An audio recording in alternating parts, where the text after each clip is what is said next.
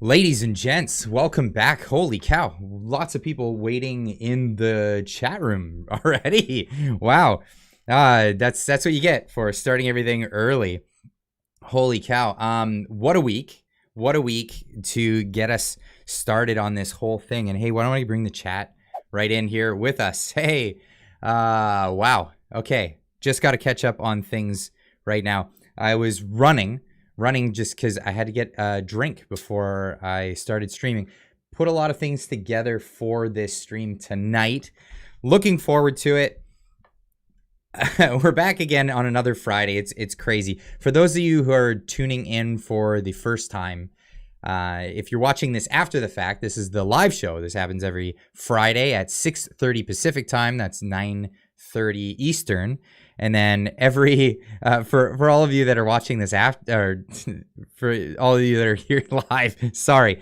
Thank you for tuning in. Thanks for coming to the live show. Holy cow, the room is filling very, very quickly.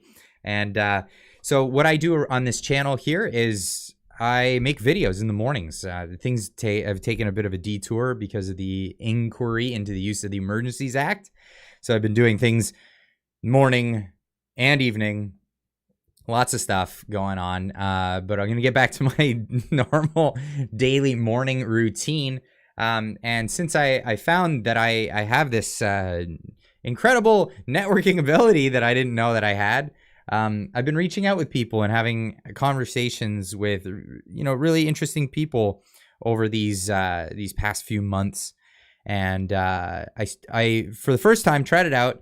To do a podcast where I recorded it ahead of time and then put it out there for everyone to see. I did that this week, and I had a guest on to the channel, David Maybury. He writes a blog. He's Ottawa resident, and he wrote a blog. He's written a lot of different articles, but he wrote one article called A Night with the Untouchables, and it's a fantastic article where he gets into being an Ottawa resident right downtown and watching the Freedom Convoy come in, and then wanting to know who these people were that were in his town after he'd heard so many bad things about them, which we're learning where all that came from, mostly the political class and their bootlicking media lackeys. But basically what happened was he went down and he met with these people, and he wrote a really good article about what kind of meeting that he got to have with all these individuals from all over Canada with all kinds of different backgrounds, and it was fantastic. And I had the privilege of having a conversation with him, and I hope you guys check it out. It's on the channel. If you go to the channel videos, I'm laying out the thumbnails so that they're easier to navigate. The podcast will look very, very different in the thumbnail form as the normal everyday morning 8 to 15 minute videos. So it'll make things a little clearer for you. The long form podcasts, these live shows, they go into the live category. So the podcasts are going to go in videos, and I hope you enjoy them. And I'm going to be bringing on a lot more people. And my main goal for this endeavor is to have conversations with people. Let's not just be in violent agreement with each other all the time. Let's bring people in with maybe different opinions, different points of view, maybe even on different topics. The idea is to, and my purpose here is to hopefully bring people together by having a dialogue and finding common ground amongst many, many, many different Canadians, mostly, but everybody from around the world. Chippy's ATV, thanks for renewing your membership. Really appreciate that. I'm missing out on some of the chat here. Any plans to meet up with Roe in 2023? Actually, yes. Haven't made anything solid yet, but no. On the scene, absolutely. Yes, I want to have a chat with Ro. I wanted to have a long chat with Ro and Pan. I was hoping to get a face reveal for Pan. I don't know if that'll be possible. I like speaking to people face to face. So they have a really interesting story, and I want to share that with everybody out there. And I think those guys are really interesting.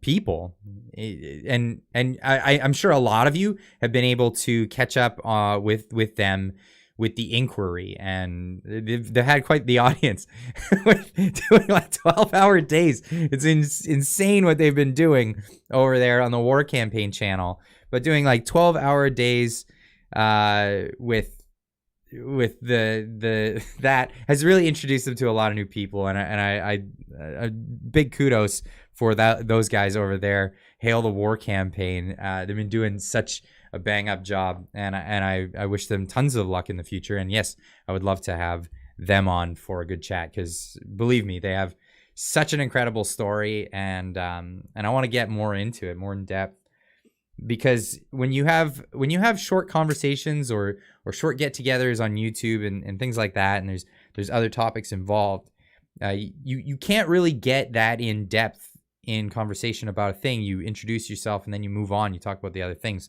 I want to get back beyond that. I want to get beyond that in conversation. This is what these live streams are for me, for my audience, for you guys when you come in.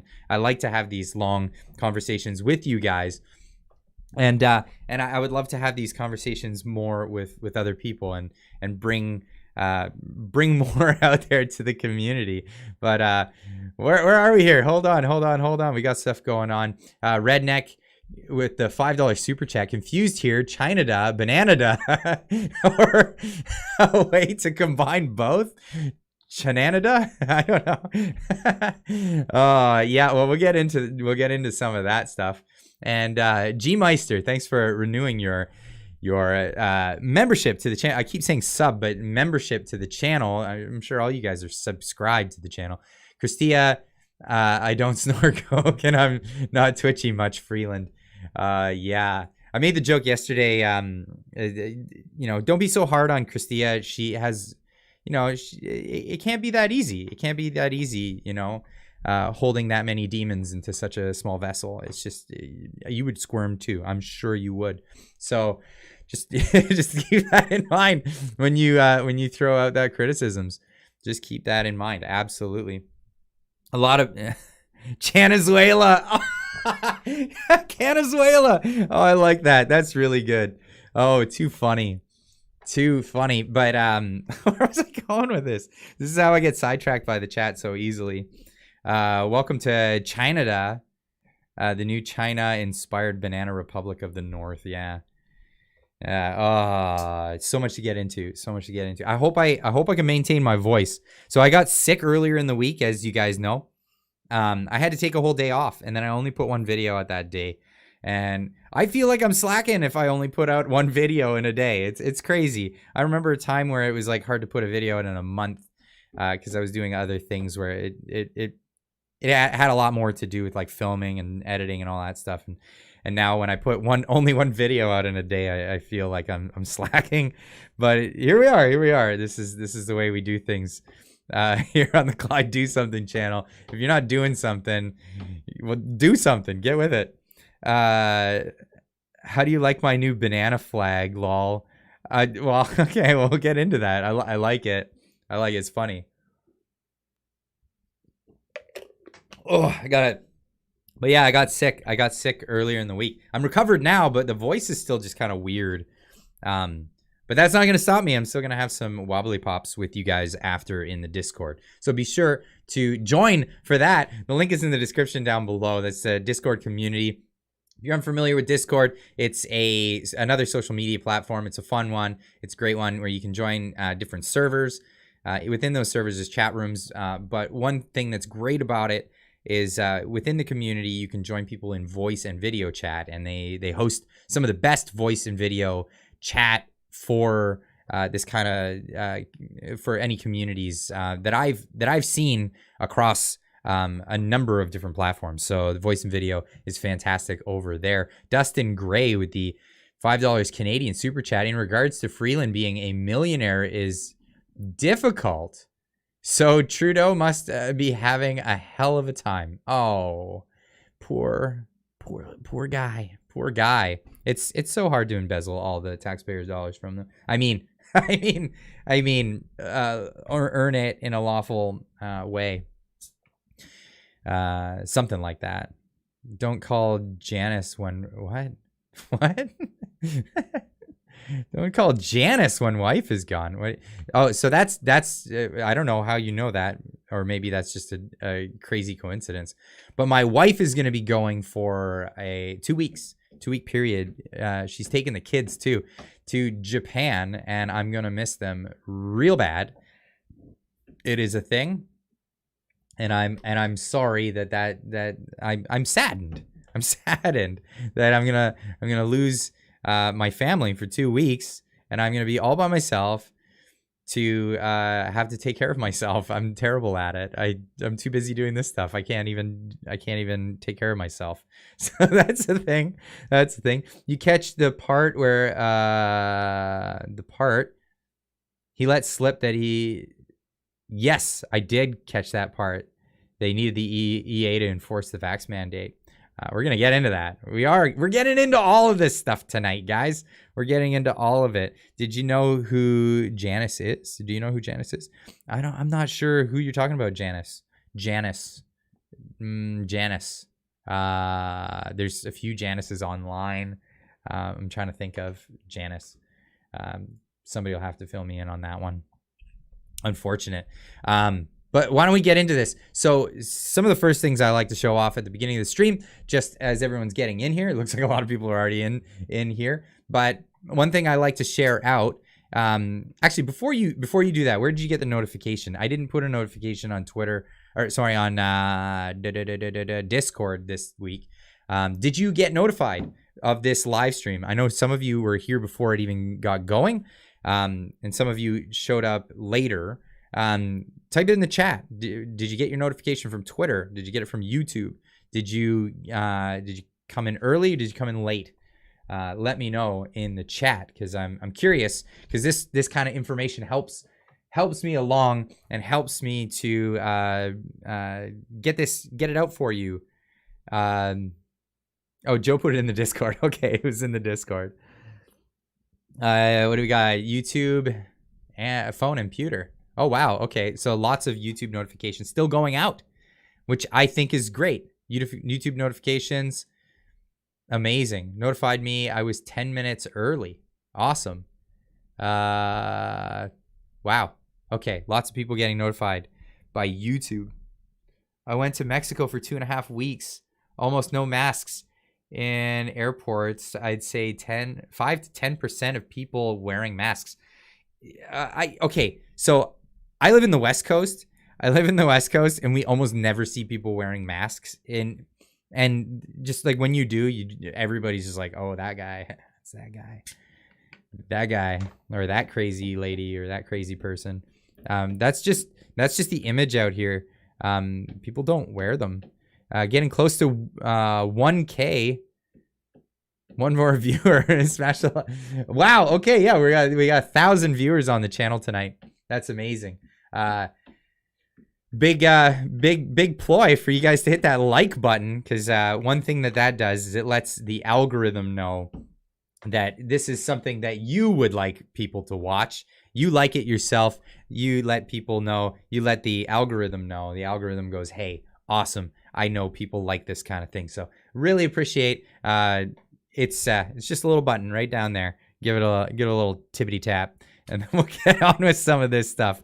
But grocery store, probably 20%. Where is that? Where? Okay, put a percentage in the chat. A percentage from your area, and where your area is. So the percentage being how many people wear masks. I'm going to say of people that wear masks in my local area is got to be like sub 1%. Or, yeah, sub 1%. Legit. Like sub 1%. I'll see hundreds of people before I see one with a mask. 1% Edmonton. Okay. 5% New Brunswick. Oh my God, getting some numbers fast. Northwest Ontario, 10%. Holy cow, 5%. 0.002%. 100. Oh, well, okay. Chat's going too fast now. 3% Edmonton, 5% Coldwater, Ontario. Haida Gwaii, 1%. 33%. Where is that? Who's got 69? Montreal. Really? Is that real?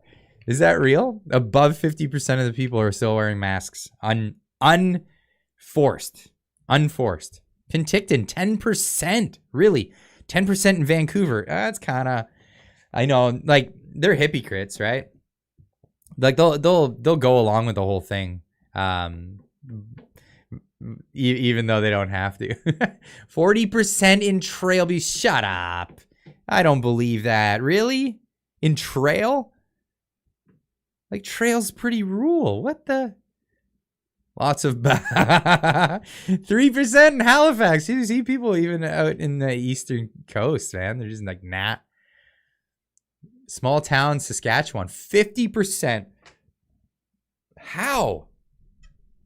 1% in de Kootenay.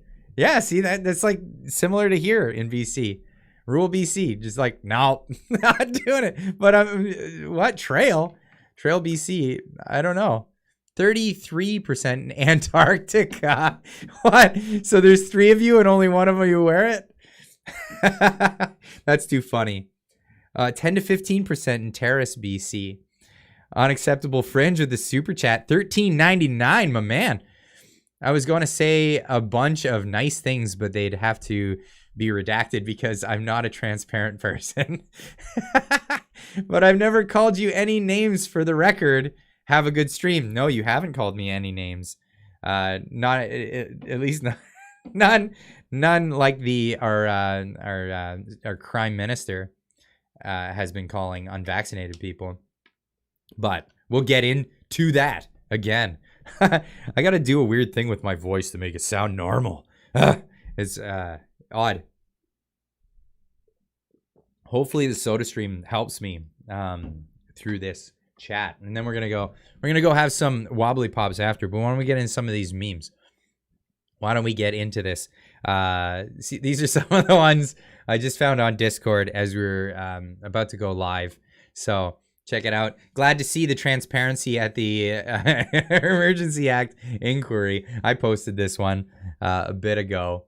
And that's it. This is oh my God, this is what we have on there for that.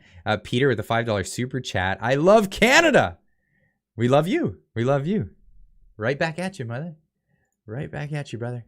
If this is what they aren't censoring, imagine what they are. So this again is referring to this was what was it?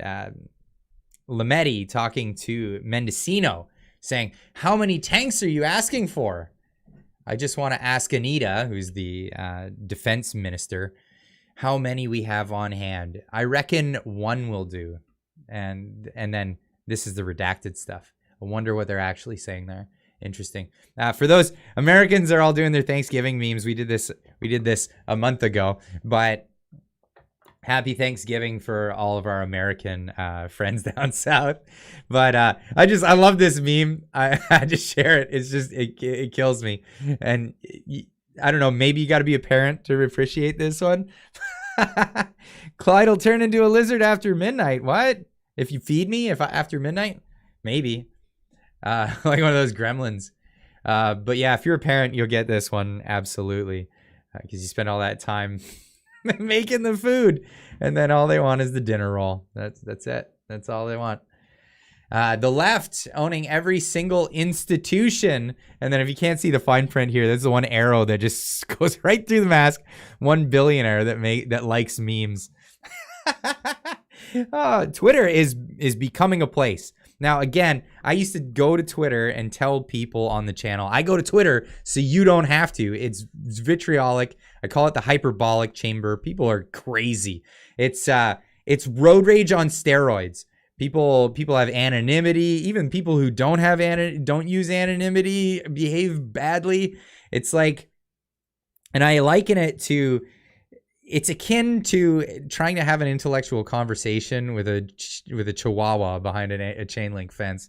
Like, that's really what Twitter is. But it's getting better, and we're having a lot more fun on Twitter. And for all those that are joining from Twitter that followed just recently, Well, thanks for the follow and welcome to the chat here. But yeah, having a lot of fun on Twitter, and this is a meme that reflects that. Now, a new one. I turned my gun in to help fight gun violence. Did you cut your dick off to help fight rape? I mean, just the logic. The logic is terrible. And of course, with the mask, because, you know, the smartest people out there. And this is our new flag, Canada. This is where we are now. This is where we are. The Banana Republic of Canada. Now, wow, 1200. Wow, 1248 watching the stream tonight. Amazing. Thanks for tuning in, everybody. Love your faces. Yeah, amazing. Okay, here's our flag, the Banana Republic of Canada.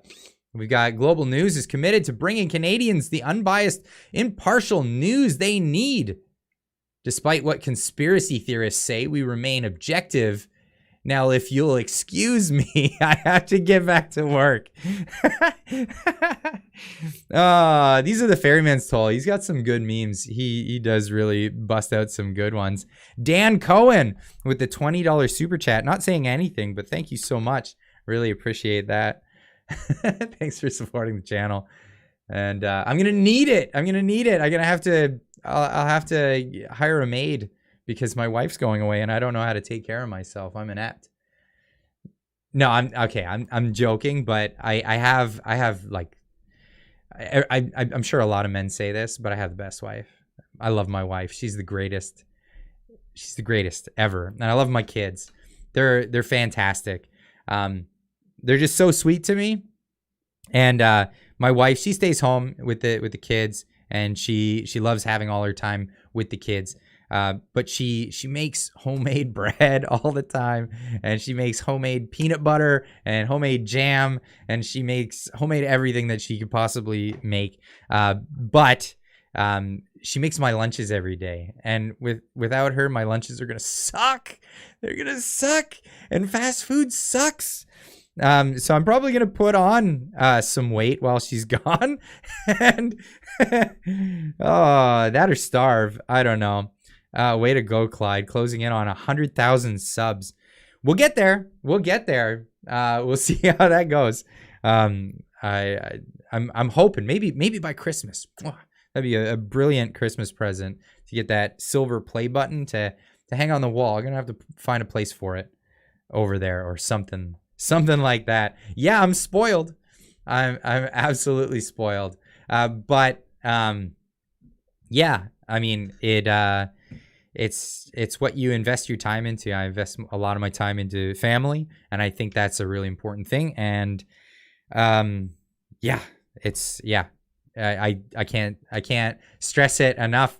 My wife is my better half, and without her, I'm lost. And you guys will witness this. I'm just gonna be a wreck next week. Absolutely, a total wreck. That's why she made 14 frozen dinners. She does. She makes frozen dinners for me for when she goes away, and I gotta just put them in the oven or whatever, and it's amazing. She's just too good. She's just too good. I can't stress that enough. Let's get into some more of these memes. Do you think anyone fights harder than President Trump? Yes, a child getting their picture taken with Biden. Oh, I love some of the American memes they've been coming out this week, especially with the Thanksgiving thing going on. I'm submitting my taxes this year like this, and when they don't like it, I'll just tell them I was completely open and transparent with them, the way they were with us. That is great. I probably wouldn't recommend it, but great meme. The people over at CRA not gonna find it that funny. Nope, they'll just send you something else. 80s kids, I can't believe I had that haircut. 2000s kids, I can't believe I was a goth. 2020s kids, I can't believe I cut my. Oh man, I don't want to get in trouble with YouTube. and the things that that are said while live streaming. I have to actually even refresh the page to make sure that I haven't said anything wrong. Yeah, we're still good. We're still good. And holy cow, good size audience to this evening. Thank you guys all for joining. Don't forget to hit that like button. Get on it. And let's keep going with some of these. I identify as naturally immune. My pronouns are they lied. They lied. Yes. Yes, they did. First Thanksgiving back after all your conspiracies came true. And you spot that one cousin that always believed in you. Okay. Can you pick him? Oh, there he is. There he is. I don't know if I'm going to get in trouble for this one. Bad news, pal. The science has changed again. New data shows myocarditis is a possible side effect of the thing. But I already took the shot. That's where we got the new data, pal. That's where we got the new data. Oh. Ouch. The new blackface. There it is. There it is. For all of you to see. What do you think of the title today, guys? Justin Trudeau perjured himself on Blackface Friday? What? What? Is that what he did? Is that what he did? Well, let's get into some other stories before we get into that. And we're going to get into the inquiry. I'm going to get into the whole week's worth of inquiry. So be prepared. Get ready for that. We got a while to go. These are usually 2-hour live streams. So we got some time. We got some time. But I got to wet my whistle because holy cow, I need to get my voice back. Hail chat, you and your family. Absolutely. Hail the chat. Hail comes from the war campaign. That's their honor. What is it? Honor, accountability, integrity, and loyalty. That's their saying over in the war campaign. Great saying. They got some good stuff going on. Now, how am I going to preface this first one? So I'm just going to say it. Joe sent me this. Joe Lyman, he sent me this. And I had a good laugh because I had seen this. But Elon Musk liked this tweet. Twitter is reportedly nuking pedo accounts. This is eliminating much of Antifa Twitter. Okay, and this is from Ramsey Paul. Ramsey Paul is they say a far right guy. I don't know. I knew that he was a YouTuber a long time ago. I don't know if he's still on the platform, but yeah, Ramsey Paul. Twitter is reportedly nuking pedo accounts. Well, the reason why it's news is because, well, it's Elon Musk liked it, right? He saw that post and he liked it. And here's the picture of Elon Musk's account, and under likes, there's the Ramsey Paul thing. Now, I thought that was funny, but this is even funnier. If you go on Gays Against Groomers, the Twitter handle, they always tell on themselves, bye-bye. So actually, this was a guy, you can't see it. It's out of the view. Chad Lauder said, back up and archive your Twitter ASAP to this news, right? And wow, he got nuked. He got nuked. That is too funny. You can't make this stuff up. It's great. It's great. My Twitter account is suspended. Not for the same reason, I'm guessing. Let's hope not. Anyway, no. This is somebody warning the other pedos, I'm guessing, on the platform to back up their stuff. Oh God. It doesn't get any fresher than that. Amazing. But let's get into some of this other stuff. Guarantees. Oh, okay. This is a story that I covered this morning. I'm gonna go over it real quick because I thought this is great news. This is great news before we get into the inquiry stuff and we get really frustrated, mad, and angry and tempers start flying and rants start happening. Let's have some good news. Why not get into some great stuff that we're hearing about? Now, Alberta seems to be the Texas of Canada, the Florida of Canada. It's like Texas and Florida, all the good parts of both of those things wrapped up in a really, really tight freeze-dried package because it's cold as hell there. Anyway, but it's like, yeah, it's like the bad weather Texas or Florida of Canada. And yeah, this is a great story.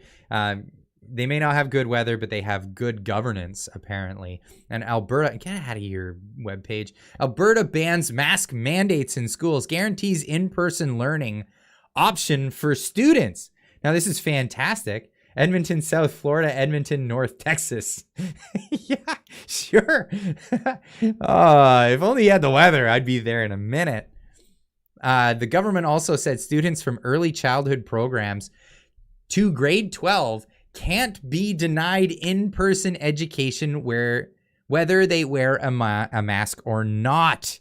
This is great news. This is great news. This is the Liberty Front coming forward, a big wave of liberty coming over at least one province in Canada. And I'd love to see this continue. I'd love to see this kind of thing progress and move forward.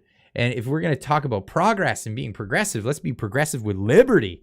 Liberty is something that we want to see more of across our entire nation. I'm not sure who this lady is, but she's representing Alberta and giving a great announcement here. Alberta government is putting new constraints on how the province's schools can move to online learning, as well as specifying what mask wearing can't be.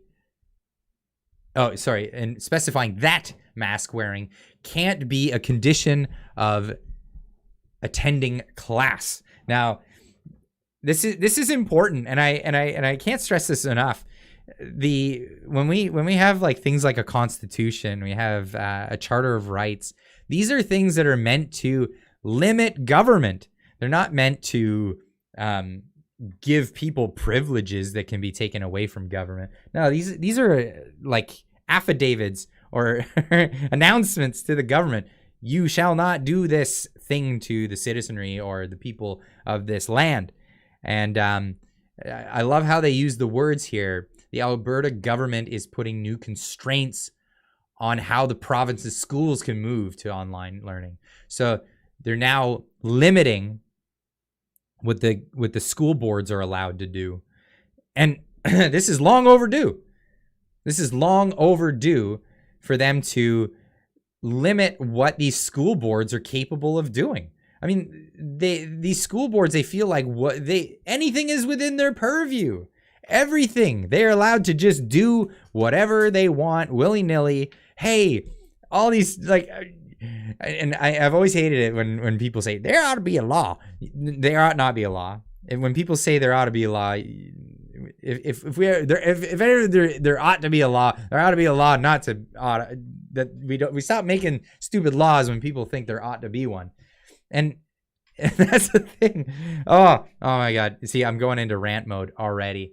But we've seen this. And here's a scene from Ontario. This is a school board trustee meeting in Ontario, thanks to Rohan Kumar Paul from the War Campaign, with this Nili Kaplan-Murth and her mask mandates for Ottawa schools. This, and we'll get into the crazy woman, but she's a school board trustee in Ontario. And I say Ontario because, like, what is this? And here's what parents have to do. They came up in a wave of parents coming in angry that they want to bring mask mandates back to kids. Why? Because of a common cold? Like, literally, a common cold. We're not talking about COVID. COVID exists. It's always going to be there now. It's with us forever, forever, ever, forever, ever, forever, ever. It's always going to be with us. We're living with COVID now. It's just part of the everything. And but actually, they're more concerned about the common cold this year than they are about COVID. At least from doctors' perspectives, emergency rooms and the like. Anyway, $10 super chat from Dan Cohen. Cheers, Clyde. Wobbly pops on me, mate. Where are you from, Dan Cohen? I'm here in the mate. So I'm assuming Australia, New Zealand, or England, one of the likes.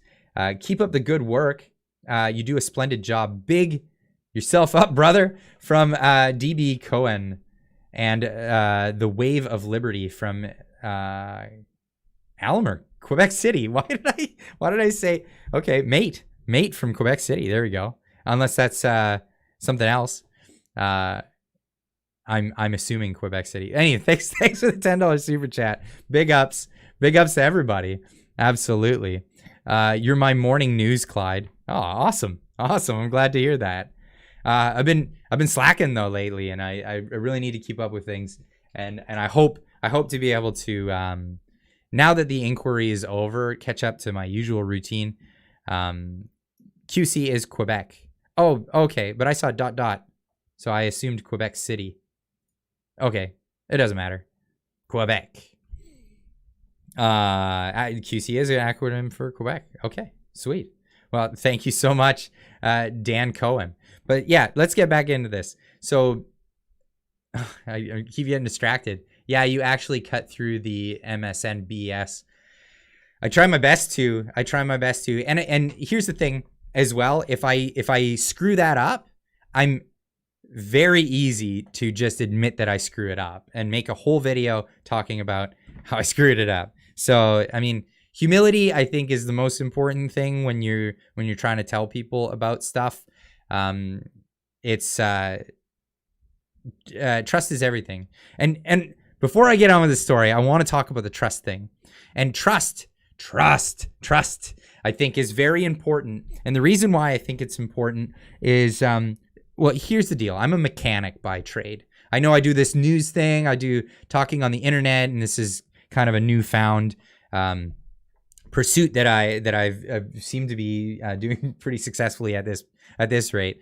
But I like to take lessons that I've learned through life and apply them to other things, because I believe in a thing called the Socratic method. If a logic works in one place, and you want it to, it should work everywhere. It needs to be universal for it to be a good logic. So here's my logic that I take to talking about news, media, politics, anything, is something that I take from auto mechanics, and I'm being serious on this one.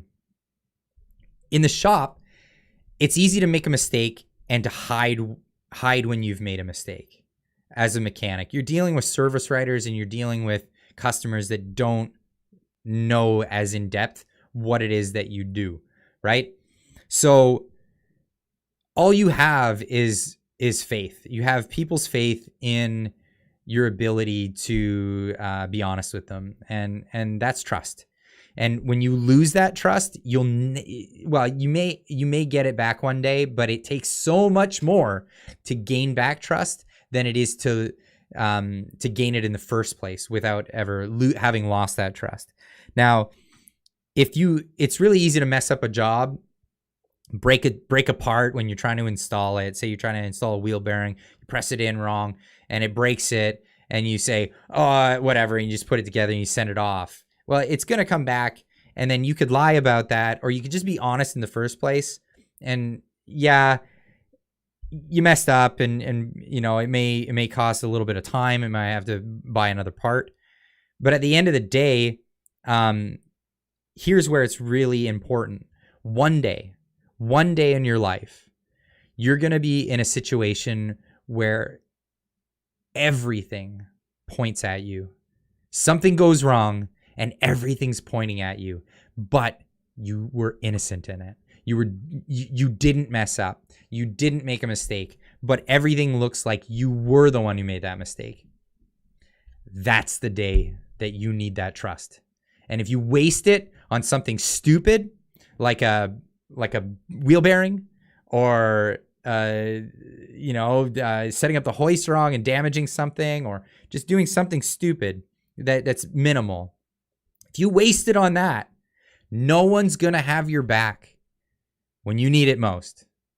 And just always keep that in mind. Always keep that exactly in mind, and things will work out well for you.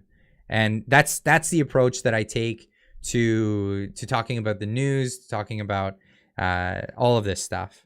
Because one day, who knows, they'll make some smear piece on me, and a lot of people will buy it, and it isn't something that I said, and I have to come out and say that wasn't me.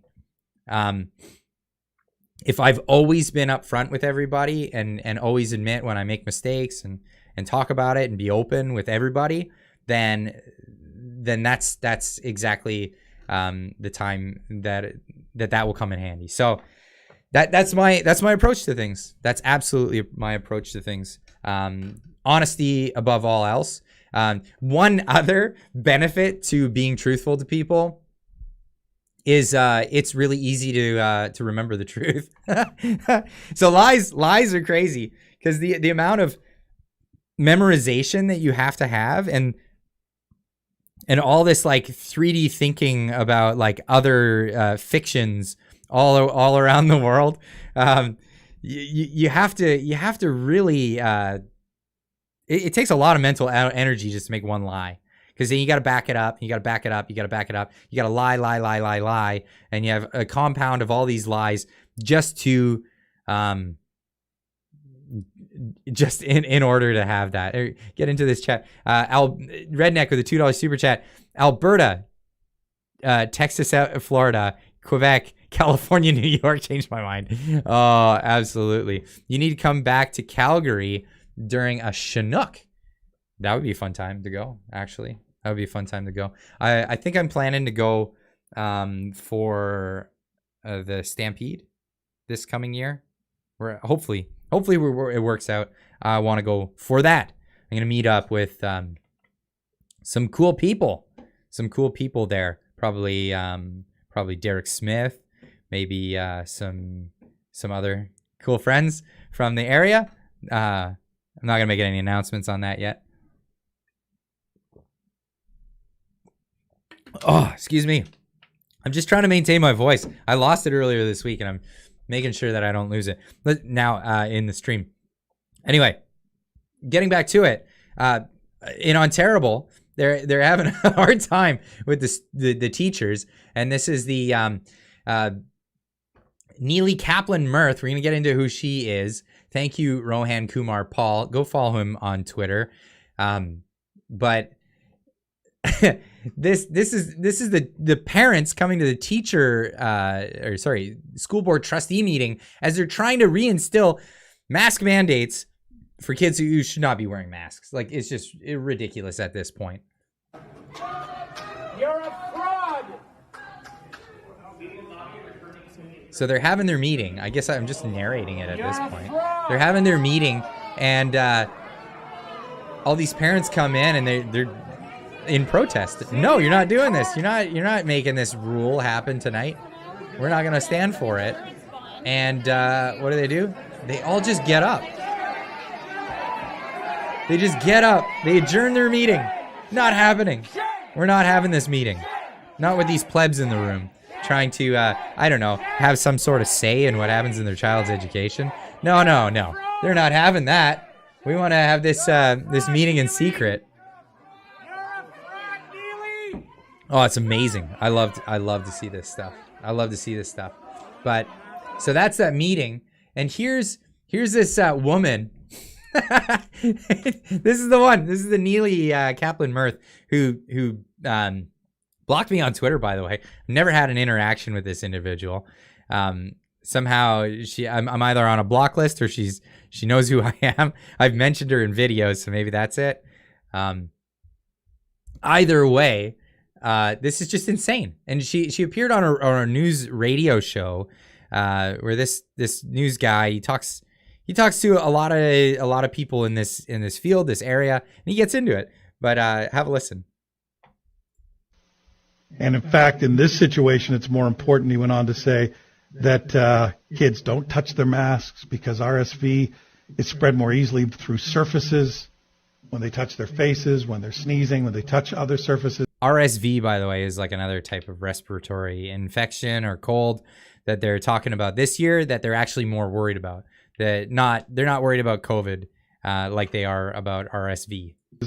RSV, we're dealing with a different animal here, and I think we're still focused on COVID, which is not the main problem right now. And I think that has to be part of the conversation, but part of an intelligent conversation. Dr. Neely Kaplan-Mirth, the family doctor in Central Ontario and Ottawa Carleton District School Board trustee who wants to bring masks back and has received some pretty... Oh, I'm seeing in the chat, Bill Carroll,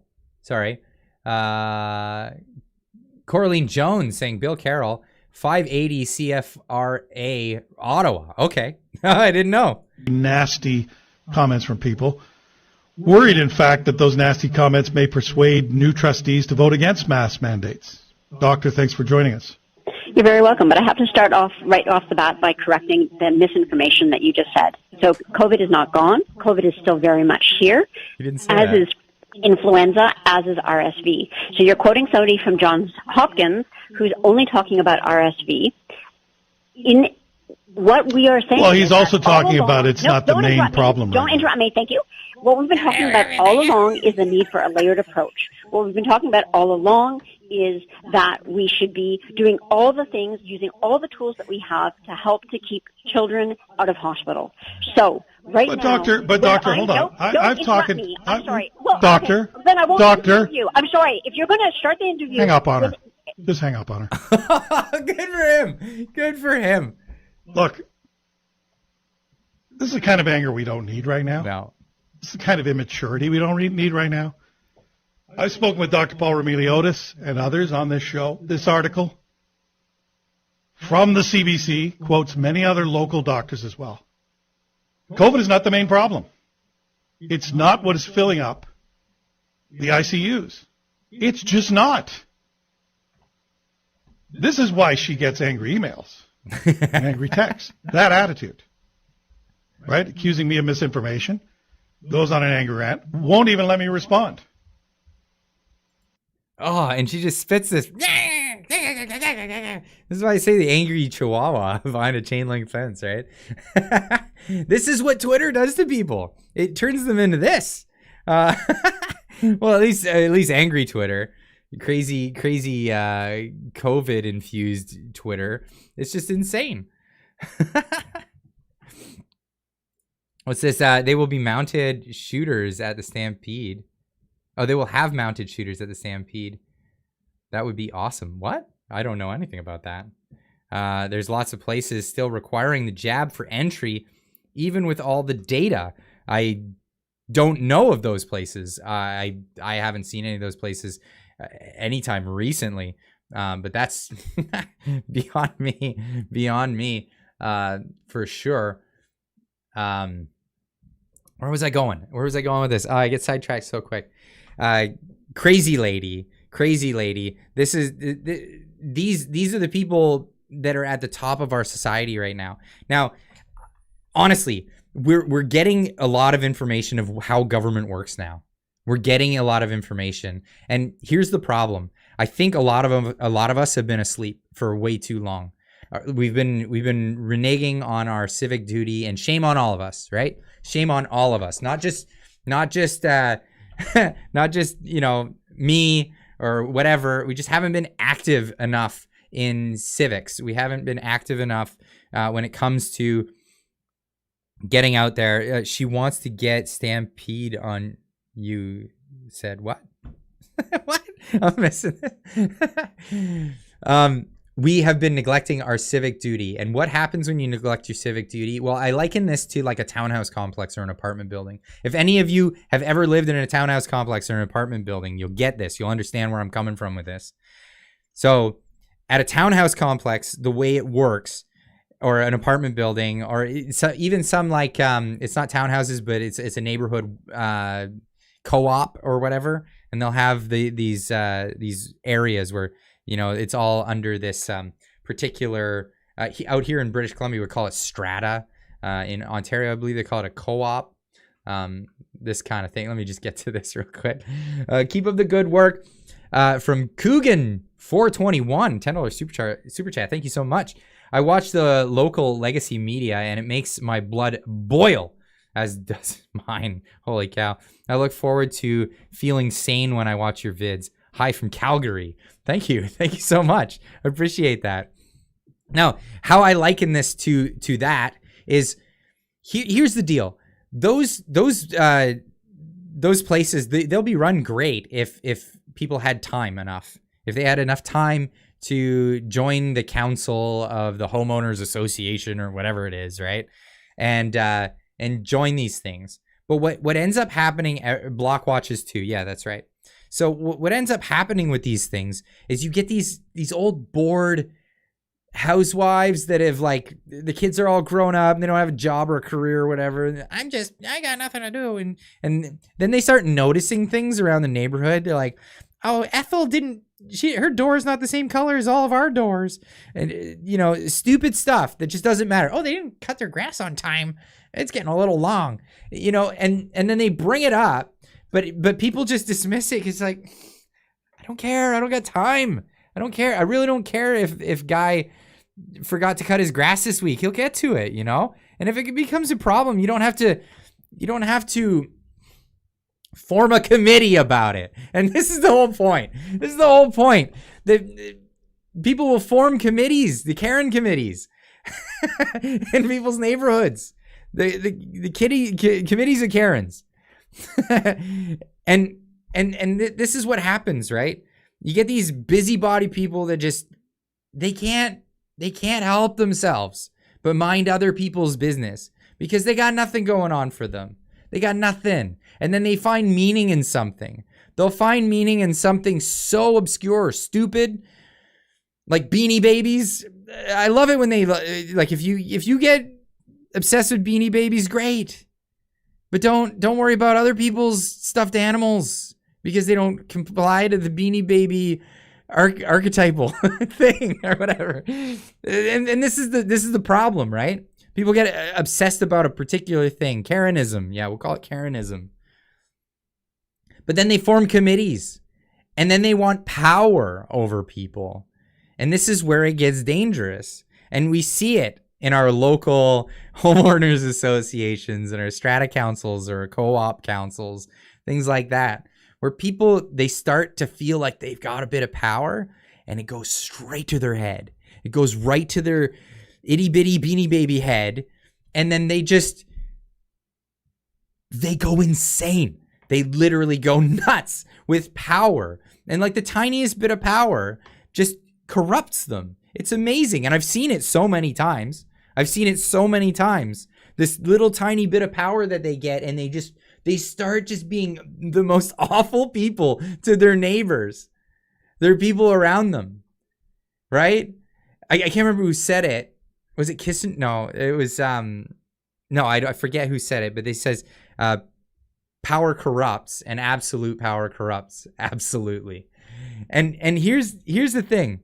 If you take those same kinds of people and you're not paying attention and you don't pay attention to how the strata council's formed and you don't go and vote on those things that are happening in your strata or your homeowners association, you end up with the Castro Karens. You end up with the Fidel Karen, at the helm of the thing. And next thing you know, you're getting a ticket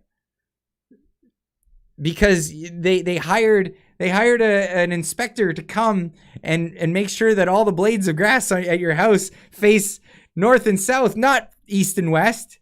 It's so bad. The Karen committees are the worst. And what's happened to our country, and this is what I've noticed over this time of watching this inquiry, is the Karens run the show. We haven't been paying attention. And the Karen committee is at the top. And the frivolous, stupid things that they care about is their main priority. Like the roof's not getting done. The drive up's got cracks and potholes all over it, but make sure everybody's got that co-op sanctioned doily hanging from the front window, and that's all that matters to them. But no, here's what happened. The Karen committee runs the show, and it's our fault. It's our fault. We haven't been paying attention. We got to wake up. We got to wake up and start paying attention and at all levels. We've really screwed the pooch on this one. We gotta get out there and we gotta get involved in our local municipalities. We gotta get involved in our provincial elections or the federal parties. We gotta get involved with all of them. We can't just have, oh man, Lottie, just follow the rules. Clyde, do something. No, they're Karen committee's making the rules. You can't follow those rules. It's stupid. It doesn't make sense. It doesn't make sense. So, excuse me.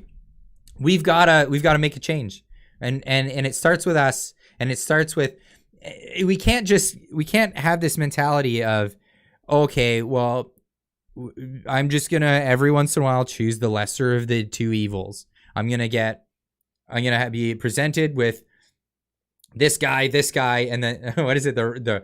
The right, the left, and then the lefter. That's Canada, right? Right, left, and lefter, and then the PPC, which people will argue is a throwaway vote. I don't know. I think there's an argument for them, depending on where you go. Redneck with a $2 super chat. Karen committee. Oh, what? What did you say? Make that a meme. T-shirt, please. Oh, the Karen committee. Oh God, on a T-shirt. Would you people buy that on a T-shirt if it said the Karen committee? People won't like you very much if you're walking around with a Karen committee shirt. That's too funny. Release the Kraken was the best quote today at the POS. Yeah, okay, that was. Am I going too much into the rants? I should get into some of the public order stuff, but I definitely think that we can't settle for left, or right, left, kind of right, left, and lefter in our elections anymore. We need to get involved in the parties, and there's been a lot of people that got together to make sure that Pierre Poilievre was elected. It was the biggest turnout for a party election ever in Canadian history. So that's a good thing. But I think and I love, because Joe Lyman got me onto this concept. But yeah, definitely join the other parties. Join the other parties and vote in their elections. Or else we're going to end up with another Trudeau, or some other douche, and that's not what we want. That's not what we're looking for. We're looking for good choices. And it starts at the party level, and you got to get involved. We've been sleeping on this way too long. But yeah, no more Karen committee. Let's scrap that idea. It's just got to go. It's got to go. Before we get into the inquiry stuff, one last thing I want to address. This is something that hit the news today. Freedom Convoy 2.0 being planned for February 2023. And of course, they're just looking for a news story. An organizer of the Freedom Convoy said, and this is from, of course, CTV News. Michael Woods, writing for CTV News, Ottawa Digital, multi-skilled journalist. What kind of skills this guy got? He's got multiple of them. He's got a bunch of skills. But here we go. Whoops, I'm losing my microphone here. Whoa.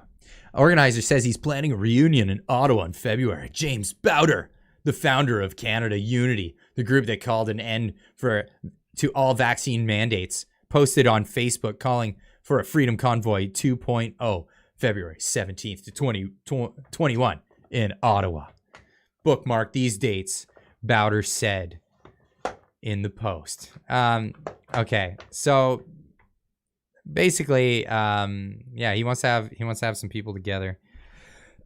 Now, James Bowder, if you forget, is the guy who wrote the infamous MOU that was a big scary MOU, Memorandum of Understanding. Oh goodness, he called for the overthrow of the government. Well, that's not what it said. And a lot of people freaked out, and I think when people freak out, but then you're like, is this something you're really freaked out about? and then they're like, yeah, I'm totally freaked out about it, and then you point out that it's not freak out worthy, and then they're like, and then they tell you that you're crazy. Yeah, it was that. It was the MOU. They went over in the inquiry. This is Tom Marazzo says it's not happening. Well, there you go. So maybe James Bowder is having a couple of friends meet in Ottawa. It's not going to be a Convoy 2.0. There's never going to be its Convoy 2.0 unless they brought back all the mandates and we were living under lockdown in Canada. Like this is the thing. The reason why people supported the Convoy and were behind it was because we lived under lockdown for 2 years and they were tired of government overreach. You don't just call on a convoy and get the support of that many Canadians for no reason. And this, I don't know. I think this is just the thing that they want to freak out about. Again, Trudeau saying, hold my shoe polish. That's funny. But yeah, they're taking this one to Twitter. They get to Twitter and it's nothing but freakouts from people on the left. Nobody else except these crazy lefties are talking about it. So I don't know.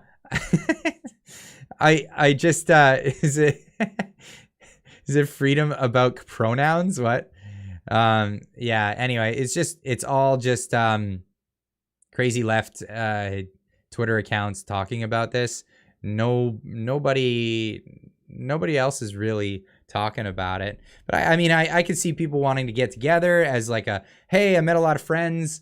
It would be nice to hang out with those friends again for a reunion of some sort. But there's no like, we're driving our trucks and parking them on the streets of Ottawa. That's never been called for. Nobody's doing that. So anybody tries to tell you that, they can eat me. With the $5 super chat, thank you so much. Seriously, like any liberal is the salt of the earth. This party is now far gone past redemption. Great show, and thank you, Clyde, for doing this. Absolutely, man. Thank you all for tuning in. I really appreciate it. Wow, 1382 of you guys. Can we get to 1,000 likes? We're so close. We're at 985. We're just around the corner to 1,000 likes on this on this live stream tonight. Amazing showing. I'm sure you can do it. I know you can do it. Let's see it. Get it in there. 1,000 likes. There we go. Thank you. Appreciate it. But insane that people think that this is going to be another Convoy. Convoy was a once. Excuse me. I hope it's a once in a lifetime event in Canada. I hope the government never overreaches to the point again where it's called for. And that's the point. It's not like everybody's just gonna. It took a lot out of people to go to the Convoy, and for these people to think that you could just drum up some big conspiracy thing. That's pretty much where they're at. Anyway, let's get into a little bit of this inquiry stuff that happened at the inquiry. I know I've been going at it for an hour and not even getting into it yet. Let's get into it. Okay, Keith Wilson putting this one out there. Lily, Trudeau's top bureaucrat tries to change meaning of law to justify the Emergencies Act. Now, I don't need to get into this story too much, except the point that,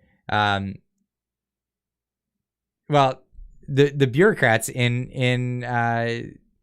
so this is, let's just click the link.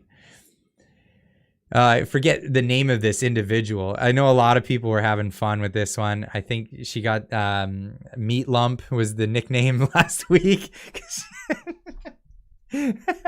Oh God. Friday's Emergency Act inquiry. Top civil servants attempted to rewrite the law she was there to defend using to justify her actions. With Prime Minister Trudeau and much of his cabinet appearing next week, we can expect more of the same. So this is last week's stuff, but so this is the clerk of the Privy Council. essentially Trudeau's top bureaucrat lieutenant, claims that they were justified but based on how the government felt about the situation rather than the meeting the tests set out in the law. Now, we heard about this all week this week now, and this was setting the stage. So basically, the Emergencies Act is clear. It says right here, clear and concise piece of legislation that details how and when the government can grant itself these extraordinary powers. The goal of those who wrote the act in the 1980s was to limit the government's ability to suspend charter rights and invoke a police state was available under the previous War Measures Act. So this is why it was rewritten to safeguard against Trudeau from doing what his dad did. And what did he do? He did what his dad did. Absolutely. It's insane. Insane to me. So we're gonna skip ahead a little bit and get into am I skipping way ahead? I'm skipping way ahead, am I not? Oh, where was I? I had it all queued up. I had some stuff happening here. And did I lose it? I think I may have. I think that was where I was at. Hold on a second. Getting back to Twitter, because that's where I was. I was scrolled way down. That's how we got there. I wanted to go over this in kind of a chronology sort of thing, based on how things were moving on Twitter this week. So here we are with that. Yes. And yeah, here we are with Bill Burr. Or Bill Blair. Why did I say Bill Burr? Bill Blair. He came on to talk about his to do with this whole thing. Now, some poignant things about what he said. He gives Hurricane Fiona as an of how to preparedness. So he's the Minister of Preparedness, by the way, preparedness and that. Ahead of time is what the Ministry of Emergency Preparedness does, right? So he gave Hurricane Fiona as an example. May I remind everyone that it was an abject failure. The Hurricane Fiona in Canada, that was really terrible. Bill Burr's looking rough, is he? I haven't seen Bill Burr in a while. So yeah, wait. So the guy who is chief of police. So here's the thing. This guy, it turned out, I had no idea because, again, like I said, we've been not paying attention, or at least I haven't been, and I didn't know who this guy was and where he came from.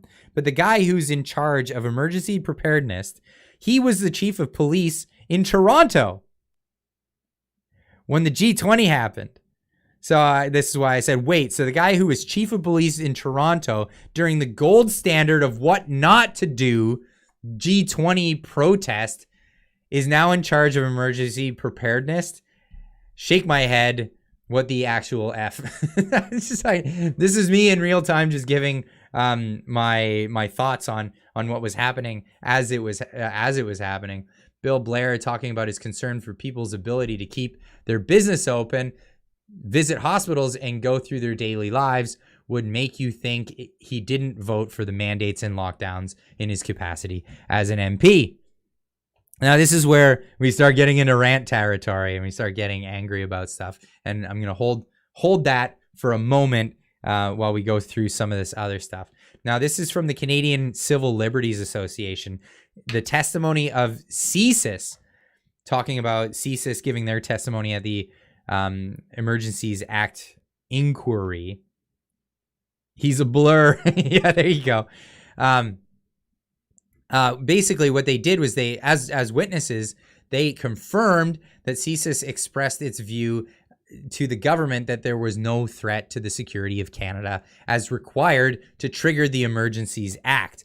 Now, here we go. Witnesses today confirmed the CSIS expressed its view to the government that there was no threat to the security of Canada as required to trigger the Emergencies Act. However, the head of CSIS says he was able to advise the government to use the Emergencies Act by using a definition of threats to the security of Canada that was broader than the one in the act. Like one he just made up. He's just straight up made it up. I'm making a broader term. I'm just like our Mr. Bellend, interim chief Bellend of Ottawa. I'm just gonna reinvent what violence means. Oh, not violence as defined in law. No, violence as defined by me today and talking about, I don't know, looking at people funny. Having your legs spread on the subway train. You know, like by telling people masks look stupid on them. Like, get out of here. You can't define these things. It's like the microaggressions thing that we got from McFlurry at the beginning of the inquiry. For those who haven't been paying attention, what's his name? Flurry. I just call him McFlurry. Wiffle Waffle McFlurry. He's the guy who couldn't make up his mind on stuff, but he kept saying microaggressions. And then Brendan Miller, the lawyer for the Freedom Convoy, it's like, can you explain what a microaggression is? Yeah, je ne parle pas anglais, je suis franglais, je suis francophone. And they're like, whatever. And yeah, he just lost it on that one. Anyway, so the government's argument appears to be that the Emergencies Act doesn't mean what it says. He's relying on his novel interpretation to justify its decision to invoke it. And by invoking the Emergencies Act, he means declaring war on the citizenry, essentially, enacting violence unprovoked on the citizens of the country. Through we saw what they did to the people. I can't show you on YouTube, or they'll stop recommending my channel. That's how it works here. But there's where we are. Where is Dave? Which Dave? Which Dave? Is that Dave from CSIS? We're getting into that one. These are the Daves I know. These are the Daves I know. We all love that skit from Saturday Night Live. But let's so real time again. Did you order a false flag? You're goddamn right I did. Goodness. And I made some videos on the subject. And again, excited to bring you more. This is me advertising my podcast again. Check out on the channel when you have time. My conversation with David Mayberry. Really, really great conversation. What an excellent guy to chat with. Author of The Night with the Untouchables, where he's talking about going down from his Ottawa apartment, in which he says it was silent at night. There were no honking at night, and from his bedroom window he could see the convoy. They were right outside, and that's the thing.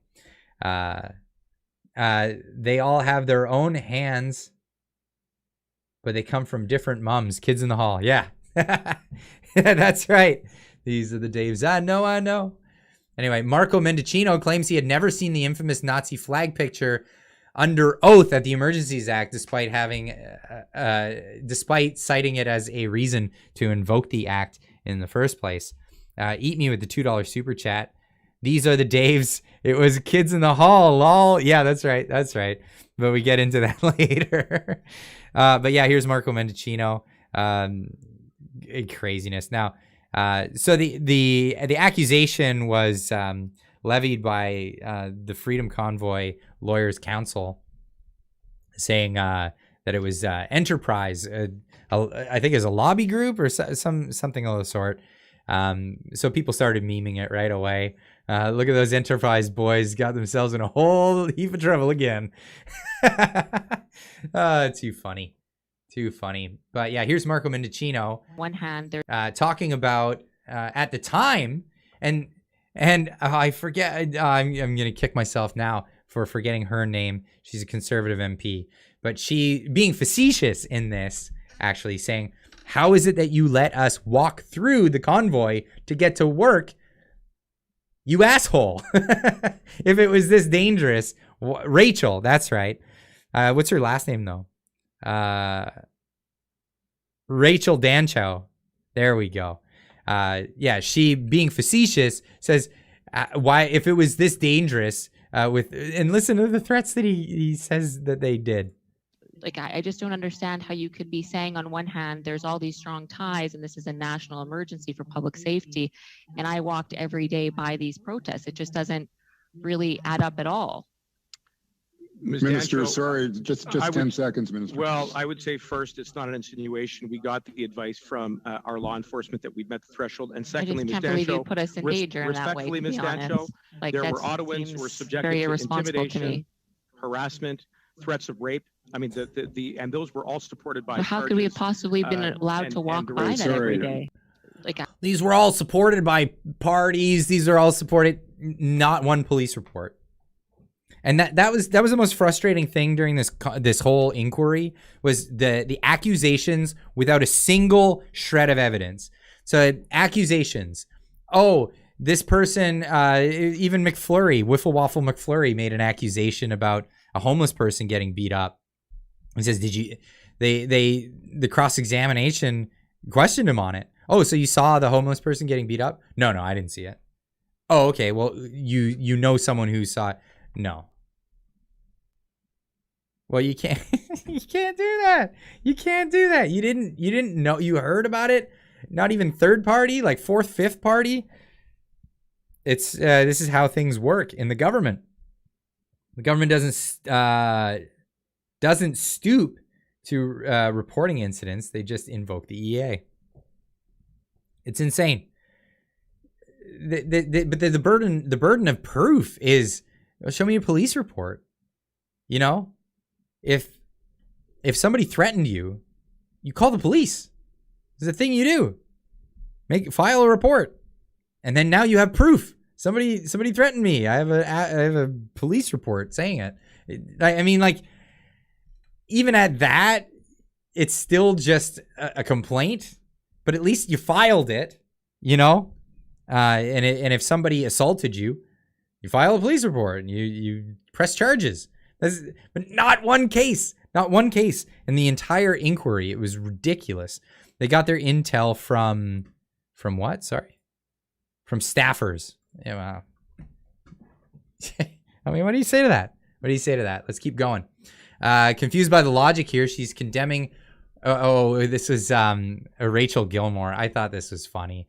So in Rachel Gilmore's tweet, she says, the claim Freedom Corp lawyer Brendan Miller made about Enterprise's Brian Fox has reportedly led to death threats against him, according to his colleague. This guy. Wow.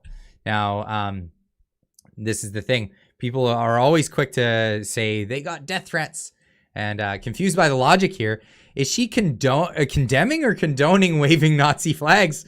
She was not concerned whether the claims against the convoy were true or not. That this is the thing. She jumped all over the media saying the convoy people, they wave flags. They wave flags. They waved the flag. How dare you say that guy waved a flag? How dare you say that? How dare you say that about him? But they did. And I don't know if they really did. I didn't see it. You know, it's just I love it. I just love holding people to their own standards. It's just, oh goodness. Friendly reminder: journalists regularly repost tee-up stories. This is me going after Gilmore that day. Friendly reminder, and I thought this was funny because somebody was going after a thing that she wrote and then redacted later.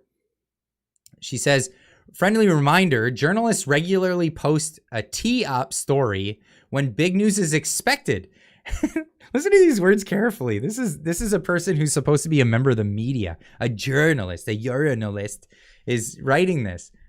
Journalists regularly post a tee-up story when big news is expected, then update that story when the news happens. We do that. The published, question in quotes, time remains the same. The updated time tells you the last time we added the story. It's not psychic, sadly. I'm not a psychic, sadly. Now, my reply to this is just basically rewording what she said. But good to know Global regularly publishes news they want to happen and then correct their fiction to fit some of the facts. Thanks, Happy Gilmore.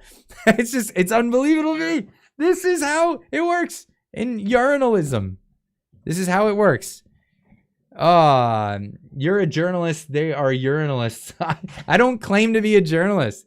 I mean, if anything, I'm a reporter. I'm reporting on what's happening. I see it. I report on it. I'm not doing any big deep dives or anything like that. I do chat with people. I'll bring people on that are experts on a thing if they're willing to talk to me. And I'm happy for all of those. Sappy Gilmore. Oh, God. It's mega time. What? Oh, that's funny. But that's the thing. So I don't claim to be a journalist. And I'm giving my opinions on the internet. I'm talking about news stories, talking about politics, talking about other stuff. I label it, I guess it's entertainment. Entertainment is what we call it. What they're doing is not journalism either, though. Making up a story, teeing up stories ahead of time. Oh, I think I know what this is going to be about, so I'm just going to write it and publish it. I'm not just... Like, teeing up a story would be writing a story, or writing the words where you think it's going to go and then rewriting it afterwards. Is mission out on your... What? Is Clyde Do Something is missing out on journalism school. Yeah, that's right. I didn't go to journalism school. Too funny. But yeah, that's definitely the case. Oh, goodness. All right. Let's get into a bit more of what was going on this week. So that was that. I shared that stuff with you. Seamus O'Regan.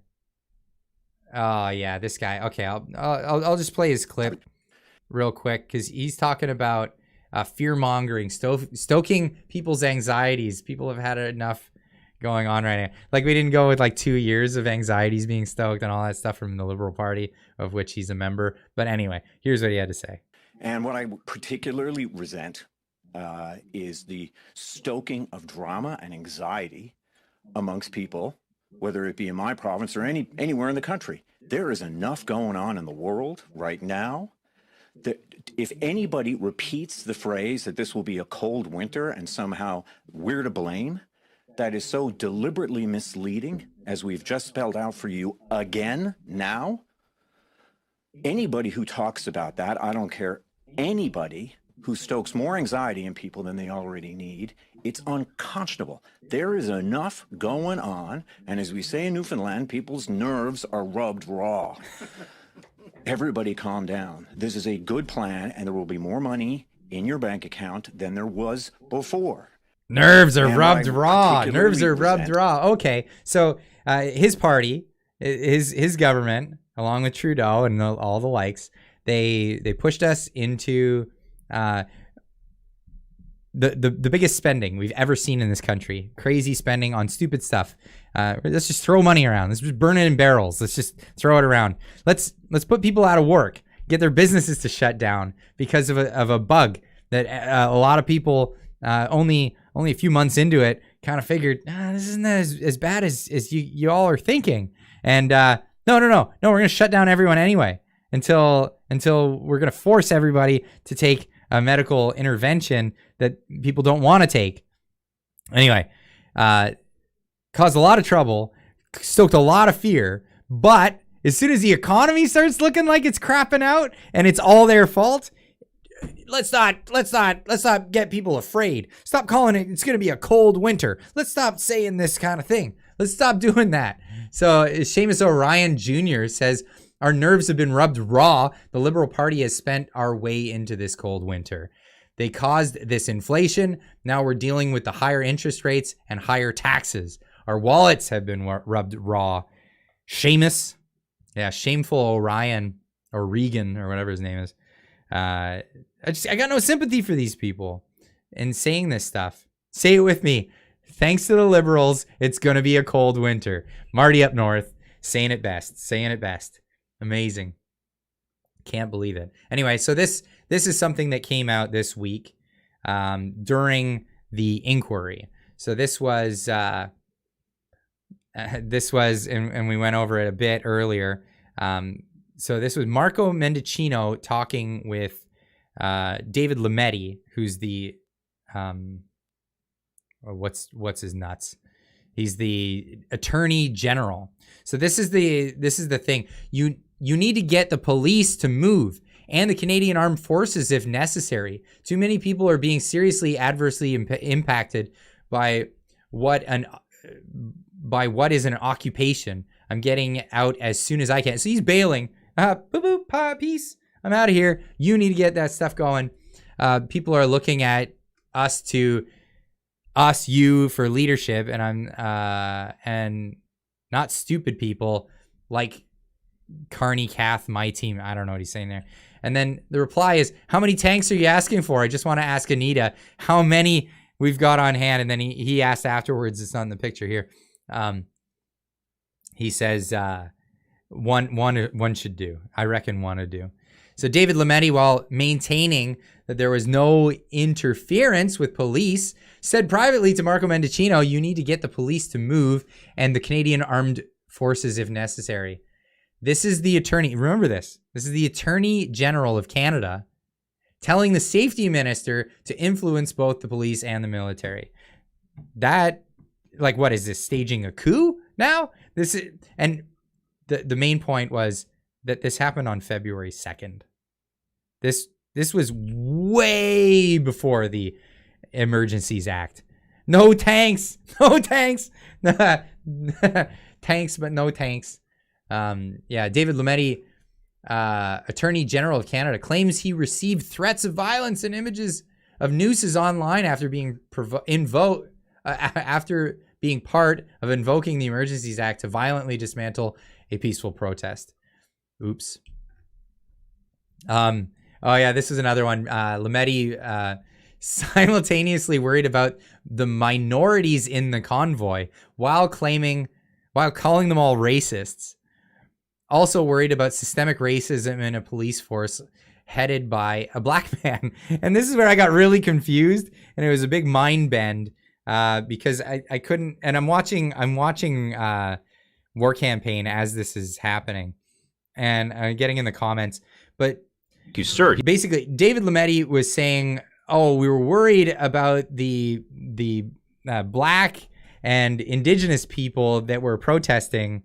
And we were worried about the systemic racism in the police force. But this is a police force that hired a black police chief to show that they didn't have systemic racism. And it confused the crap out of me. So I just tried to make sure with Roe that he heard it right too. And here's the clip. All right, let's take it away here. We got Clyde. Clyde, thank you, sir. He says, Lametti was worried that the anti-racist Ottawa police might target black and native members of the white supremacist trucker convoy. Did I hear that? Yeah. Right? Yeah. That's what I'm saying. These ironies are wild to me. All right, let's take... This is ironic. Absolutely. But here we go. We're going to get into some more of the timeline. We're getting into where Chrystia Freeland was in here. Chrystia Freeland gives a greater good argument for asking when she was asked about freezing the accounts of people with children who may go without food and heat in one of the coldest winter months in Canada in 2022. Cites it as a non-violent action. Wow. Insane. Tom Marazzo saying, honest to God, I'd learn more about how to screw Canadians from Pornhub than I'm listening to Freeland with her inexplicable and irrelevant testimony thus far at the public hearing, according to the decision to invoke the Emergencies Act against Canadians. It is insane. And then here we go. Glad to see the transparency at the inquiry. Now, this is where I got into the Daves I know bit, because Chrystia Freeland, when she was being cross-examined by Brendan Miller at the Emergencies Act inquiry, claimed her notes talking about a want. So this was early notes that had been redacted at the request of the Convoy organizers, because they had been given as redacted notes, and they said, no. That's not irrelevant. That's not solicitor-client privilege. This isn't cabinet confidence. You got to release these. They finally did, and then these are the Daves. The days I know. That's brilliant. No, the Daves I know. So her claim. So on her notes, it says we need to label them terrorists. We want to label them terrorists, Dave, or should we label them terrorists?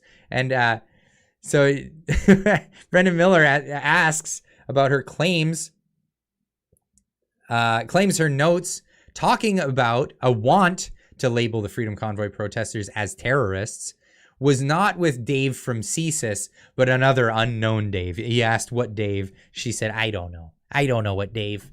I'm not sure what Dave. The only Dave that would be privy to this would be the Dave from from CSIS, but of course, it's Dave from State Farm. Who are you calling at 2 a.m.? Get out of here. Get out of here. Anyway, another Ferryman's Toll good meme.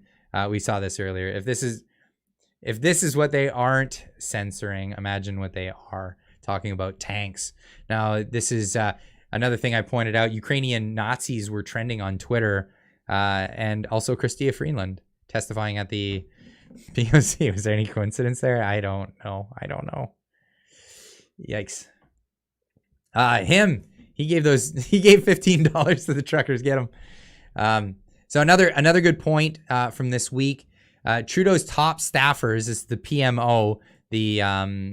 This is the Prime Minister's office. His top staffers testified that there was also a freedom convoy in the U.S. at the same time. Now, one thing that they failed to mention was that senators met with them and negotiated instead of labeling them terrorists. And then also instead of getting rid of the Charter of Rights and Freedoms, beating them up and the likes. Anyway, Canada in 2022, children's meds out of stock, home heating doubled in price, baby formula out of stock.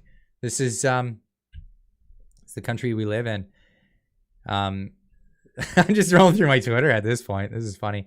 No reports of Chinese interference in Canadian election. Chief Electoral Officer says CTV News. We investigated ourselves. We found no wrongdoing, and had our bought and paid for media report on it. That's how it works here. That's how it works. Somebody was asking what Freeland was drinking that day. I replied, Souls. Let's get into it. So Chrystia Freeland emotionally testified to a comment from a U.S. investor that said he would not invest in a banana republic like Canada. She responded by freezing the assets of her political enemies. Can't make this up. This is where we live. Now we're getting into Trudeau. Trudeau was today with some ultimate gaslighting. Trudeau laments about the loss of income, fear, and limitation of people's mobility during the 3 weeks of the Freedom Convoy, as if he hadn't done that to Canadians for 2 years on his undemocratic health measures. And that's the whole reason for the convoy. And this is what infuriates me the most. As this inquiry was going on and on, we kept hearing about how horrible it was for people that were anywhere near the convoy, anywhere near Windsor, Ambassador Bridge, anywhere near Ottawa downtown, anybody who was wanted to cross at the border of Coutts, Alberta, how inconvenienced they were, and how horrible and absolutely terrible it is to stop people from being able to get to work. How horrible it is to stop people from being able to open their business. How horrible it is for people to be limited in their capacity to drive from one place to another, to travel in a geographical area within Canada.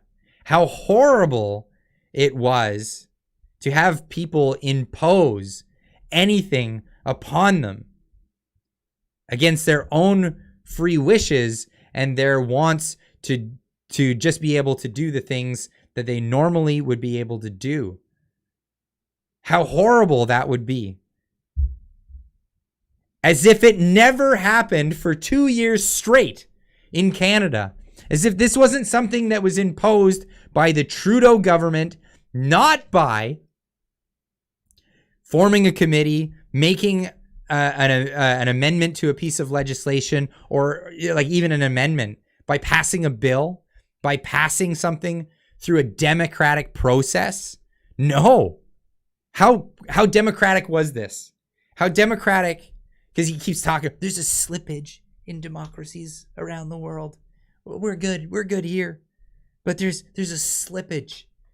Are you kidding? Where's the slippage? The slippage is using emergency declarations. It came out in testimony today that they were talking about the Emergencies Act during COVID. He consulted, trying to see, I just want to, excuse me. I just want to invoke that Emergencies Act. He just wanted to get it. He just wanted to invoke that Emergencies Act. He wanted to have emergencies powers. Anyone who rules with emergency powers is a despot. Emergency powers. It's unbelievable. Nick's 4 Cup with a $10 super chat. People in the streets honking horns, protesting the government. If that's an emergency, what's New York? That's just a normal day. That's just a normal day. No, what the emergency was, pardon me, still getting over this. What the emergency was, and Ottawa says they're the town of protests, but who comes to Ottawa to protest usually? Who comes to professional protesters? College students,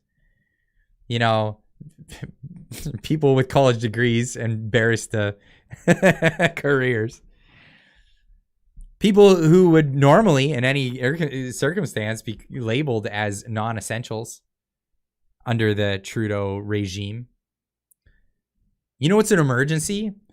When the lifeblood of our economy, workers, mechanics, truckers, firefighters, RCMP, local police, when these people get together, and they say enough is enough and we're stopping what we're doing, that's when it's an emergency, because they're the ungovernable people. You can't just tell them, go away.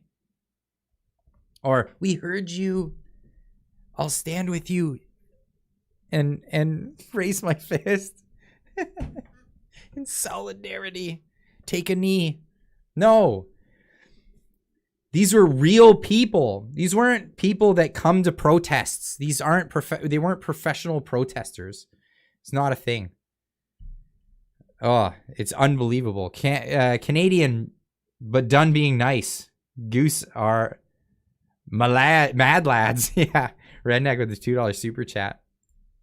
Also, Captain Wrecked with a $5 super chat. I lost both my grandparents in 2001. Last time I got to see them in person was Christmas 2019. They raised me. I never got to say goodbye because of mandates. People won't forget this stuff. No, people won't forget this kind of thing. They won't forget this kind of thing. And it can't just be let go. It's unreal. Unbelievable. Thank you so much for the super chat, but I'm sorry for your loss. So many people struggled and so many people suffered through it. And for people to be so trivial, I was inconvenienced for a couple of weeks. Oh God. And then we hear things about what do we hear? We hear, and I gotta put this up here because this one struck me. This one struck me, and I had to comment on it for this, right? dailymail.co.uk. Biden told Trudeau to end the Freedom Convoy over fear of car plants closing. Biden put pressure on Trudeau, and then he responded with the Emergencies Act. So there's a lot of speculation that Trudeau was just answering to Big Daddy, the Big Daddy, the guy who gets 10%. So I tweeted out, Ottawa residents that were upset with the Freedom Convoy and felt that Trudeau came to their aid by trampling the rights of their fellow citizens can rest assured that he did not do it for them. He did it for the President of the United States of America. Now, that sounds like political interference to me. That definitely does. That definitely does. Sorry, I had to skip way ahead to get to that point. I wanted to say that. Let's get into some of these other things. Prime Minister Trudeau says under oath that if you read the police plan, you will see that it wasn't much of a plan. When asked if he had read it himself, Trudeau answers no. Lawyer then shows the document to the court, all blacked out. Excuse me. Excuse me. Chris, thank you for the 420 super chat. Fight the good fight. Chris, how do you pronounce that?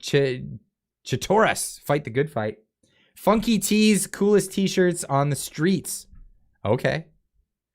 People keep bugging me. I keep saying I'm going to make it happen, but I haven't yet. I need to get t-shirts for the community. I just haven't done it. I'm just more focused on the stories and the news and all this stuff. Sorry, I haven't been getting you merch, unfortunately. But I got this queued up, and I wanted to address this because this is the point in the inquiry where, and I got this clip from Damas Promise. He has all the streams up in their entirety on his channel. Go check it out. They're unfettered and unaltered or any of that stuff. So if you just want the inquiry itself, it's up on his channel. Go check it out. But yeah, here's that scene. And Prime Minister, this morning in your testimony, you addressed the policing plan that was prepared by the OPS, and I believe you stated we should read it, we should look at it, because it wasn't much of a plan. Is that fair? That is my understanding of it. So, yes. Sir, I'd like to pull the plan up on the screen, please. And Mr. Registrar, it's PB NSC CAN 40. Okay, this is where I skip ahead. Prime Minister, it takes a minute for them to get the plan up. This is the plan that they've been talking about for weeks and weeks. So he says it wasn't much of a plan. If you read the plan, you would see that it wasn't much of a plan. Thank you, Mr. Registrar. Prime Minister, is this the document or is this the plan you're referring to? I have not. I have heard about this. I haven't ever actually seen it. So, sir, what I'd like to do. So you've not read this? No, I have not. Okay. So I certainly had not read it on the 13th. Okay. If you had read the plan, you would see that it wasn't much of a plan at all. Sir, have you read this? I've never even seen this document. I know what it is, but I haven't read it. How? What is PRAN means? So PRAN became the language of the war campaign for the plan. If you've been paying attention to the war campaign, you'll know that. But oh my goodness. Yeah, the PRAN. They're always talking about the PRAN. And so I'd like to just, Mr. Registrar, I'd just like to walk the Prime Minister through the pages, not so he could read it because we don't have time, but just to point out that this is a heavily redacted document. So page 1 is the cover page. Page 2 is this signature page. If we could go down, page 3 is a description of the situation and the mission. Mm-hmm. And then, Mr. Registrar, if you could please scroll down. The rest of this document has been redacted. So that's page 4, page 5, page 6, page 7, page 8. So, Prime Minister, you said we should read this plan. We can't. It's within your legal authority to instruct your counsel to remove these redactions. For the sake of the transparency of this commission, sir, would you consider that request? I object to that. On behalf of the Government of Canada, it's Brian smiles. Gover once again. This is putting the Prime Minister in an odious position. We had no. I object to that objection. Objection overruled. I reject your rejection. An odious position. He put himself in the odious position. If you had read the plan, you would see that the plan is not much of a plan at all. An odious position. Mr. Prime Minister, would you redact the plan so we could follow your instruction on reading the plan? Unreal. So that was an interesting moment from this inquiry. Oh, that's Gilmore. Get that out of here. So that happened. Now, this was another great moment from today, and this was lawyer Rob Kittredge, great lawyer, by the way, fantastic, doing a bang-up job. I think he works for the JCCF, I believe, the Justice Center for Constitutional Freedom. I may be wrong, but he works for one of the nonprofits. He's a staffer for them. So he proves the government has been hiding relevant and crucial information about the invocation of the Emergencies Act, cleverly getting Trudeau to admit it. And then Trudeau responds, "Wasn't me. I'm not the one who did it." And then this is actually an interesting piece of evidence as well. And let's get into the clip. Can I pull up POE JCF 2, please? So this is a document as it's coming up. We've been having a bit of an argument over the last little while about some redactions that were made in the documents disclosed by my Friends for Canada. And there were some disputes about parliamentary privilege and irrelevance. But in this particular document, I'd like you to take a look at this. This first document was what was originally disclosed. And this document, the second one, had some redactions removed and those documents were ordered disclosed last night, and Canada took the position last night that there was reason to insist on this redaction, or that this document not be produced unredacted. But I wonder if maybe you could, and at the end of the day, this was produced at 10:26 a.m. this morning, so I'm a little more unprepared for this cross than I normally am. But I wonder if you could look at that first redaction on the original disclosure and see if you can see the reason for the redaction that's highlighted in the black box there. It appears to say irrelevant and parliamentary privilege. Right. So I'm looking at the irrelevant one. Could you identify on the other side what information was blacked out as irrelevant by your government? Americans offering tow trucks. Yeah. And wouldn't you say that discussion of tow trucks was relevant to the discussion we're having here today? I'm not the one who made these redactions. It's the professional public service that made those redactions, so you'd have to ask them. Right, well, I think we will be. But in any event, I would put it to you that tow trucks weren't in fact required, that the power to compel tow trucks was not used for anything other than convenience, and that tow trucks had been secured at all important locations prior to the invocation of the Emergencies Act. And I got to say, it's interesting to close on this tow truck point. I hadn't expected that to happen. But would you agree with me that tow trucks weren't in fact needed at the time of the invocation of the Act? Mr. Commissioner, Brian Gover for the Government of Canada. And if my friend is going to put that to the witness, he ought to put the proposition correctly.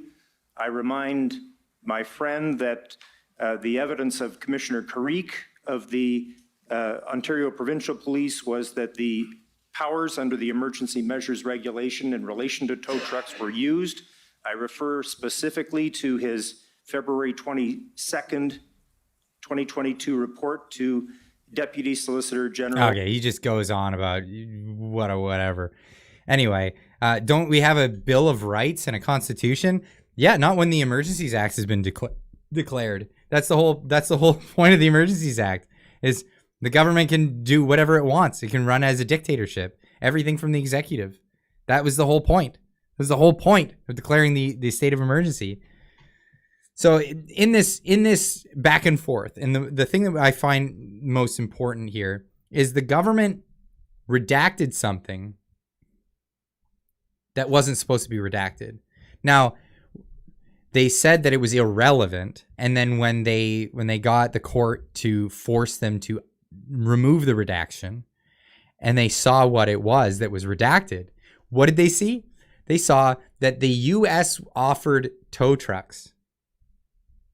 Now, this is clearly something that they said that they needed during the use of the Emergencies Act, that they needed to compel tow truck drivers against their convictions.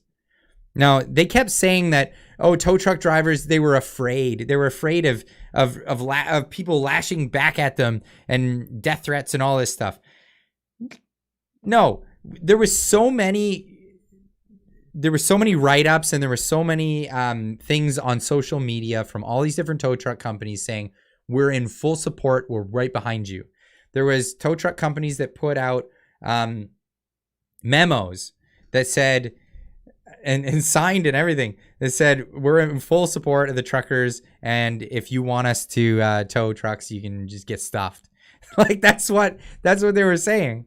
And forget about it. Like, that's where they were. And nobody offered tow trucks. Well, apparently the Americans did.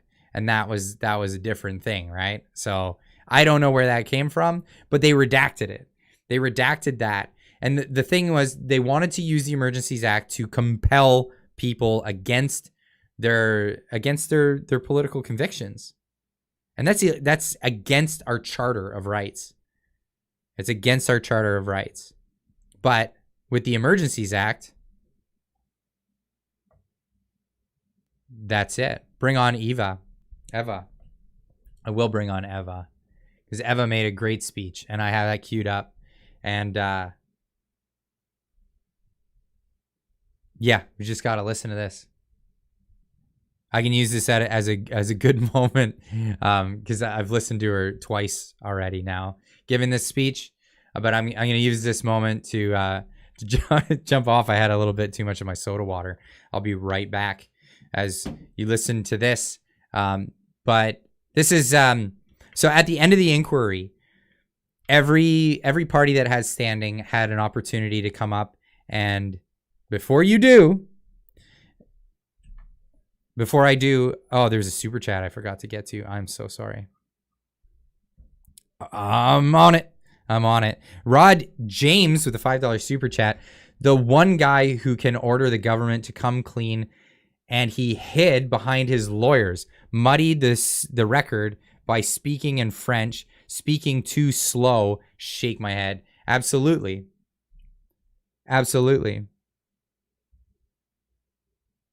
Yeah, it's just insane. Rod James, thank you so much.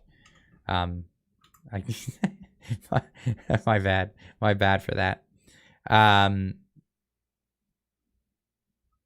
Did I miss something? No, I didn't miss anything. Anyway, Eva Chipiak, lawyer for the Freedom Convoy, Freedom Corp, gave her closing statements. They all had a chance to do their closing statements. 5-minute elevator pitch for why they should either justify it or do not justify it. But here we go. I can't say enough. There's not enough intro to bring into this, but I'll let her speak for herself in this. Good afternoon. For the record, my name is Eva Chipiak. I am one of the lawyers representing Freedom Corp and the protesters who were here in Ottawa in January and February 2022. Mr. Commissioner, friends, Canadians listening to this public inquiry into the government's decision to invoke the Emergencies Act for the first time in history, You will remember on the first day of this public inquiry, our lead counsel, Brendan Miller, in his opening statement spoke about the evidence and threshold required for invoking the Emergencies Act. Mr. Miller set out each element of the test for invoking the Emergencies Act and then predicted that there would be no evidence to support any of the factors required to invoke the Act. I would like to restate Mr. Miller's opening statement and add to it what evidence in fact came out. It is our view that there was no justification whatsoever to invoke the Emergencies Act. The Emergencies Act requires several things. One, it could be invoked due to espionage and sabotage. Did you hear any evidence about espionage and sabotage? The answer is no. Two, it could be invoked on the basis of clandestine or deceptive foreign influence, or foreign influence that involves the threat to a person. Did you hear evidence about that? The answer is no. It also could be invoked on the basis of threats or use of acts of serious violence against persons or property. Did you hear evidence of violence against persons or property? The answer is no. Lastly, it can also be invoked if there is a group or persons trying to destroy or overthrow by violence the system of government of Canada. Did you hear evidence about individuals trying to do that? The answer is no. And the answer is there was no reasonable and probable grounds to invoke the Emergencies Act, and the government exceeded their jurisdiction both constitutionally and legislatively in doing so. In using the Emergencies Act, which gifts the government with extraordinary powers, the Government of Canada chose use of force, that is state violence, over peaceful negotiations and democratic engagement with the Canadian people. The sad irony is that the protest in Ottawa was fussed by invoking the Emergencies Act was a further reach in power over people instead of power by the people. In response to the unprecedented unison of voices of many Canadians, including a voice by way of millions in donations to the cause, the Government of Canada refused to engage and listen to the people. Instead, by invoking the Emergencies Act, the government stepped even further into their oppressive governments by quashing the most fundamental right that belongs to a Canadian democracy.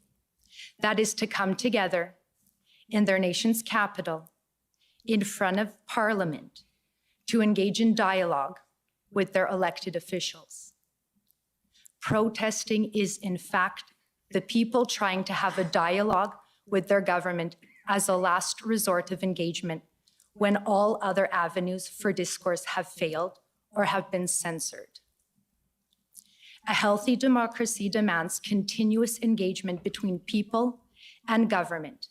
And when the government uses violence to assert its power over the people, the fabric of democracy is torn. That is what was witnessed at the protest. We heard from witness and protester Maggie Byrne, who knelt before the public order units, placed a copy of the Canadian Bill of Rights, the first human rights law in Canada, onto the snow in front of her before being brutally snatched and shoved behind the police lines, thrown to the frozen ground, beaten, and had a rifle pointed to her head. We heard from witness and veteran Chris Deering, survivor of a bomb explosion in Afghanistan. He fought for our country because he believed that our Canadian values were worth fighting for. He said he came to Ottawa because it was his duty to support the protesters in their cry to the Canadian government that enough is enough. They've gone too far with interfering with our right to freedom, our right to live in a safe country, free from fear. In response to our dear veterans' bravery, moral courage, and sacrifice for this country, He was brutally beaten by the police and treated with less human dignity than a prisoner of war. The fact is, it does not matter which side of the protest you are on. To be Canadian is to value human dignity, kindness, community, compassion, and love. It is not normal to hate and divide. This public inquiry is more than just looking into circumstances that led to the government's decision to invoke the Emergencies Act. It is the beginning of a journey of rediscovering of what it means to be Canadian. The government does not define us, we do. We, the collective of many diverse groups across the country. The protest in Ottawa brought so many Canadians from all different walks of life together. It was an opportunity for reconciliation, for uniting and forging friendships despite so many differences. The protest in Ottawa gave people hope, and it humbled all of us. What we saw in Ottawa is emblematic of what it means to be Canadian, and that is what terrifies the current government of Canada. Yes, there was honking and diesel and noise, and that was not only challenging for residents in Ottawa, but also for protesters. But the protesters were not extremists or terrorists. They are fellow Canadians, neighbors, and each person is the thread that holds us together in a peaceful and loving society. We have all suffered in our own unique way because of the pandemic, the virus, the sickness, the lockdowns, the job losses, loss of livelihood, the mandates, and mental health. On the first day of this public order emergency inquiry, Commissioner Rouleau, you said uncovering the truth is an important goal. When difficult events occurred that impact the lives of Canadians, the public has the right to know what happened. Certes, l'objectif de l'enquête publique. So the goal of this public inquiry is to shed a light on this situation which occurred and to make recommendations so that this situation will not occur again. Let this inquiry be the starting point for all Canadians. And that means all Canadians, including government leaders, to hold the executive branch of Canada to account. If there ever was a time for a Prime Minister to step down, now is that time. Thank you. Okay. Absolutely. That is the best way to end that. If ever there was a best time for a Prime Minister to step down, now is that time. And unbelievable, well done speech by Eva Chipiuk at the end of the inquiry. I've listened to it now 3 times. It's just so well put together. But this is that one blows me away. That one's crazy. I want to get into a bit of her back and forth with Trudeau when she was, and one thing in particular, and there was this one, and this one really irked me. This one really irked me. Well, yeah, let's just, now I've lost it. God, let's have a look at this. This was Trudeau claiming that he did not actually call unvaccinated people names in Canada. A number of people have testified in this inquiry referencing your widely published comments and calling the unvaccinated racists and misogynists. And we have heard testimony in this inquiry about how some of your officials wanted to label protesters as terrorists. Would you agree with me that one of the most important roles of a Prime Minister is to unite Canadians and not divide them by engaging in name calling? I did not call people who were unvaccinated names. Franchement opposés à la vaccination. Qui sont extrémistes. Qui croient pas dans la science, qui sont souvent misogynes, souvent racistes. A number of people have testified in this inquiry qui sont souvent So I gotta pause this so people can catch what he actually says for those that don't speak French. So he's on a TV show. He was on a TV show in Quebec. This was during, I believe was it during the election or just after it? But there are also some people who are strongly opposed to vaccinations, he says. Opposés à la vaccination. She says they are extremists. So that was the conjecture. Qui croient pas dans... Who don't believe in science, who are often misogynistic and often racist too. La science, qui sont souvent misogynes, souvent racistes. Number of people have. So that was his claim, and of course he says I never called them names. Trudeau claims under oath that he never called unvaccinated Canadians names such as racist and misogynist. We have this on record in the form of broadcasts on national TV. How is this not perjury? Like I need to be familiarized, and I'll need to speak to some of the lawyers here on this. But straight up, in my view, this is a man perjuring himself, saying I did not do a thing that we clearly have on tape. Him doing precisely that thing. This is just part of the plan. Yeah, this is him. Yeah, absolutely perjuring himself in the inquiry into the use of the Emergencies Act. Now, I had a whole bunch of stuff prepared that I wanted to get into. Eat me with the $2 super chat. Oh my God, I remember like it was yesterday. Shame, absolutely shame. This guy is a sociopath. Yeah, he's been called worse. But what did I want to get into? I wanted to speak about this little exchange that I had here.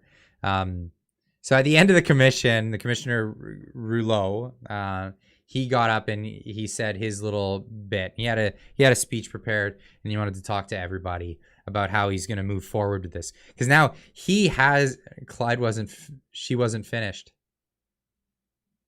Well, this is the clip I have.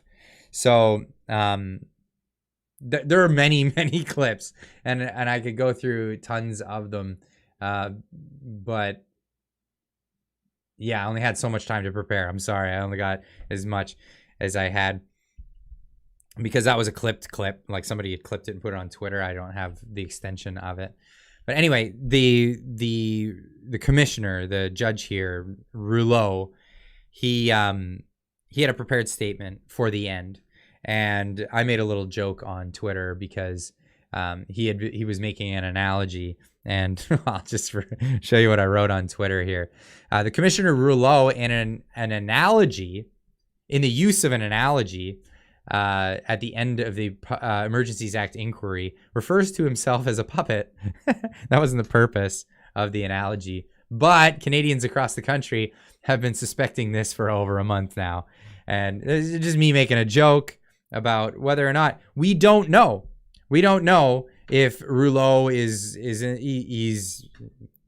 a member of the Liberals. He's a well-known Liberal donor.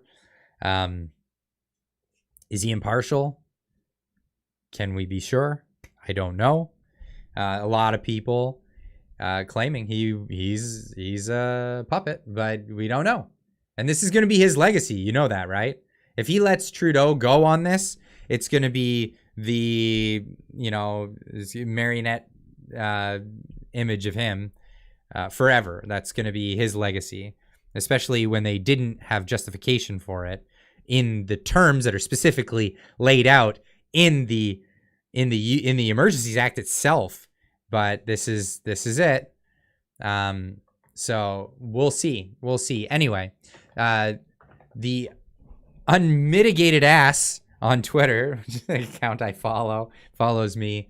I actually had some faith in that man.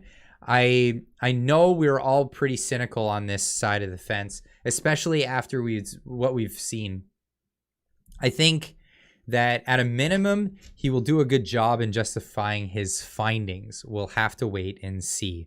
And so I really wanted to reply to this Cam Free, thanks for the 279 super chat. I really appreciate that. Leave a message. I didn't see a message on there. Excuse me.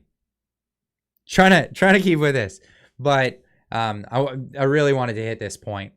So this is a really important case for the future of Canada, and I really emphasize this. And I'm being facetious on Twitter with the he's a puppet, yeah, whatever. But I do think this is a very important case for Canada and the future of Canada. I'm not on a political side of this, and I've said this many times on this YouTube channel. And people, I was in the National Post. I made the National Post, by the way. That was amazing at one point. But they called me a conservative YouTuber. And I'm like, what? When did I ever say I was conservative? I've openly said that I'm not politically affiliated. I did join the Conservative Party to vote for Pierre, but that's all my affiliation has ever been. I'll join the Liberal Party to vote for somebody into the leadership of the Liberal Party if it gets rid of the idiots that are in that party. Same with the NDP. I'll join all the parties and vote in all of that stuff. Anyway, I'm not on a political side for this in particular. And there's a reason for it. Though I've seen people make this a left-right divide, this is a civil liberties authoritarian divide at its heart. The left seem to be applauding this, and this is where I think this gets into a dangerous situation by making it a left-right divide. So the left seems to be applauding this, but they ought to be the ones most against the use of the Emergencies Act because they are the side most known to protest. We can't give these kinds of powers to government no matter what side is usurping it. I'll go more into this in my stream tonight. So I put that out there saying that. And I really want to get into this. And I think this is where we need to really take this into consideration. It's not a left-right issue. It's not a school the libs and, you know, own people or pwn people or whatever you want to say. It's not about that. It's not about your favorite politician. It's not about the team. It's not about whatever. It's about civil liberties or a slip into authoritarianism. If we let this go and Rouleau decides that we're okay with this, we're okay with you using the Emergencies Act and defining it in new ways, just coming up with a new definition for the prerequisites for the Emergencies Act to be used, anybody can use this later. If you're on the left and you're concerned with the environment, for example, say you're watching this channel right now and you're on the left and you think, well, you know, if they start doing some project in my area or anywhere and they say Rolly sold his reputation to qualify the act, says Dale Travener. The $2 super chat. Thank you so much. He sold his reputation to qualify it. Well, we haven't got there yet. But if they do qualify this, and this is where it's important, if say that environmentalist that I'm talking about comes in and, you know, and there's a conservative government at the time, right? Or some government that just disagrees with them and their political point of view. And they're like, we want to stop this thing from happening that's going to harm this thing that we want. Well, forget your protest. What is some of the justification for this? Seriously, in all seriousness, and I don't agree with the people who are like, stop the pipelines and all that stuff. I think it's ridiculous. I think we need to use energy. And sure, I'll have this conversation with people. But they have a right to protest things. They absolutely do. But the left is so eager about getting their way on this because it's a team sport. They should really be on the side of liberty here, because next time they go to protest a pipeline, all they have to do is say, well, there was economic issues, because that's what they were citing here. The Ambassador Bridge was getting in the way of a battery contract with Windsor, Ontario. Sorry, I'm trying to bite my tongue and not swear. A battery contract was more important than the civil liberties of Canadians. That's what the government said in this. Do you think they're not going to say, another government down the road is not going to say a pipeline is more important than your civil liberties and your right to protest? Metaboss with the $5 super chat. They didn't like what Ford did during the coup strike. This creates precedent to do more in the future. Absolutely.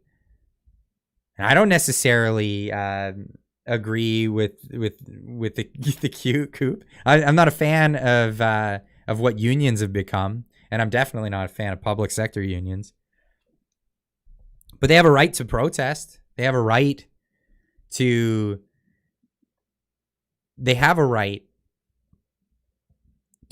stand up and get in the way of people and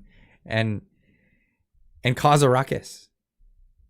This is what we do in our society, and we can't pick and choose what our cause is versus their cause and what's going to be legal and what's not going to be legal, because it's a bad precedent to set, because you're not always going to be in charge. And this is why this is why I keep getting to the fact that government should not be this large.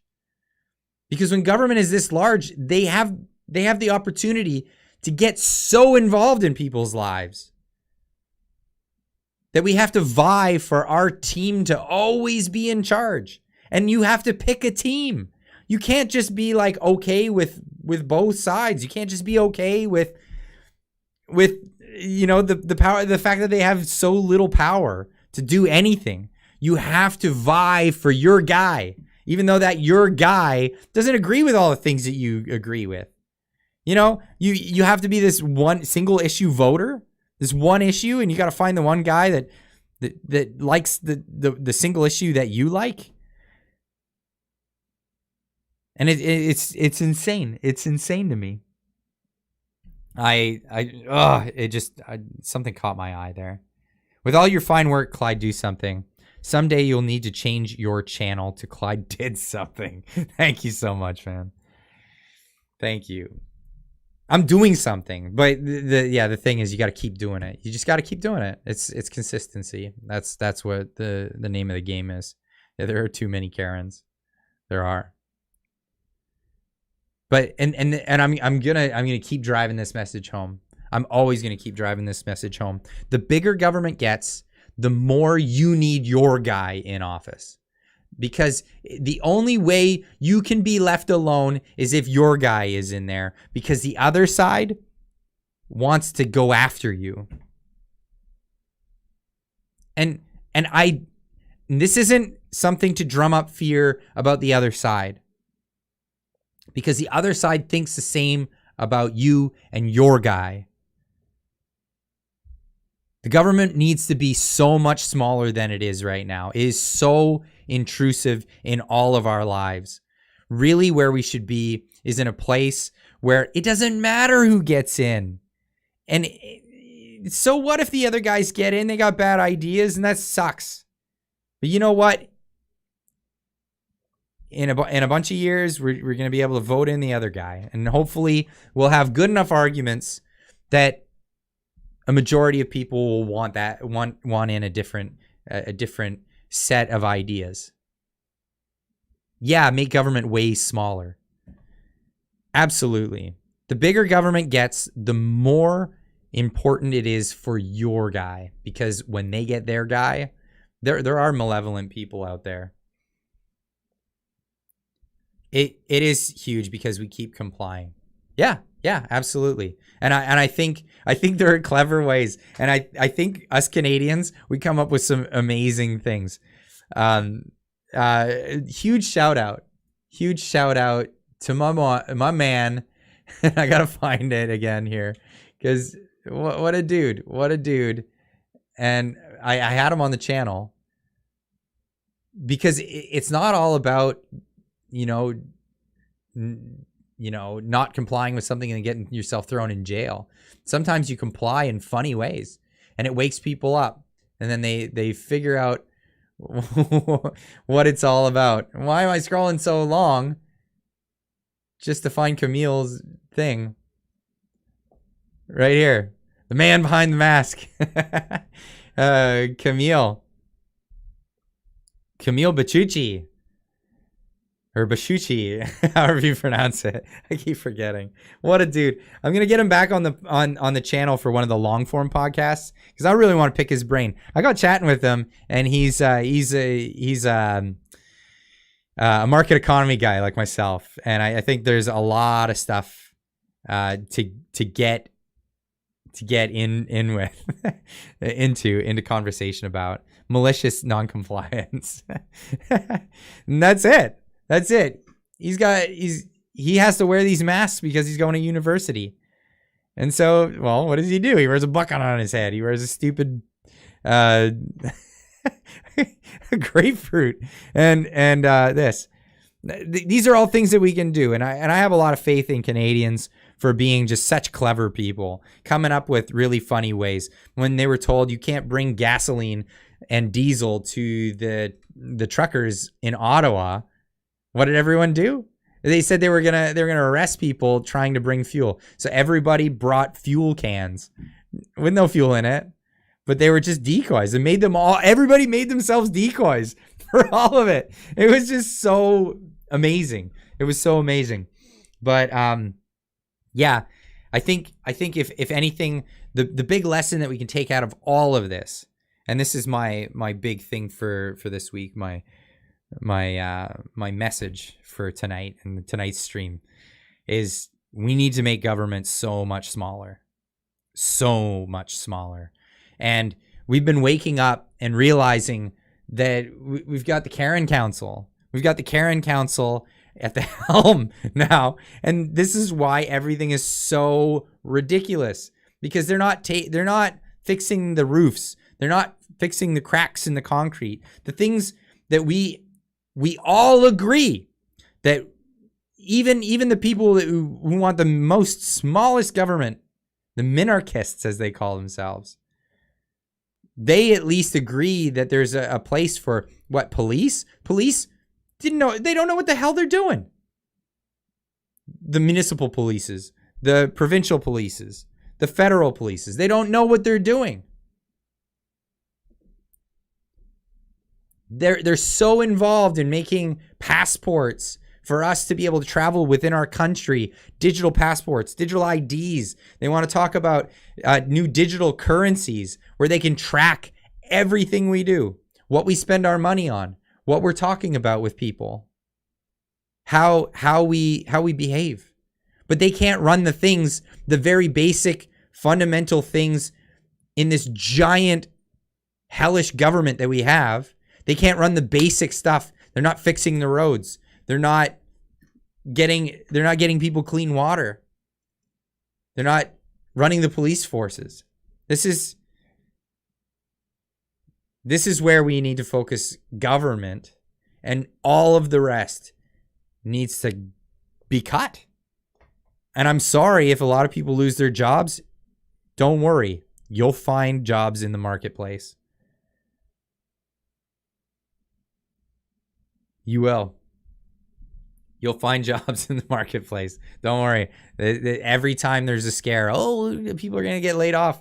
They worried about this during the agrarian culture, the agrarian revolution, when a lot of machinery took the place. I'm thinking of the Industrial Revolution. Never mind. When machinery took the place of all the people working in the fields. 80% of the population, by the way, at one point, 80% of the population worked in farmers' fields. I think it's down to like 2% now. How small is it? It's so tiny because of machinery.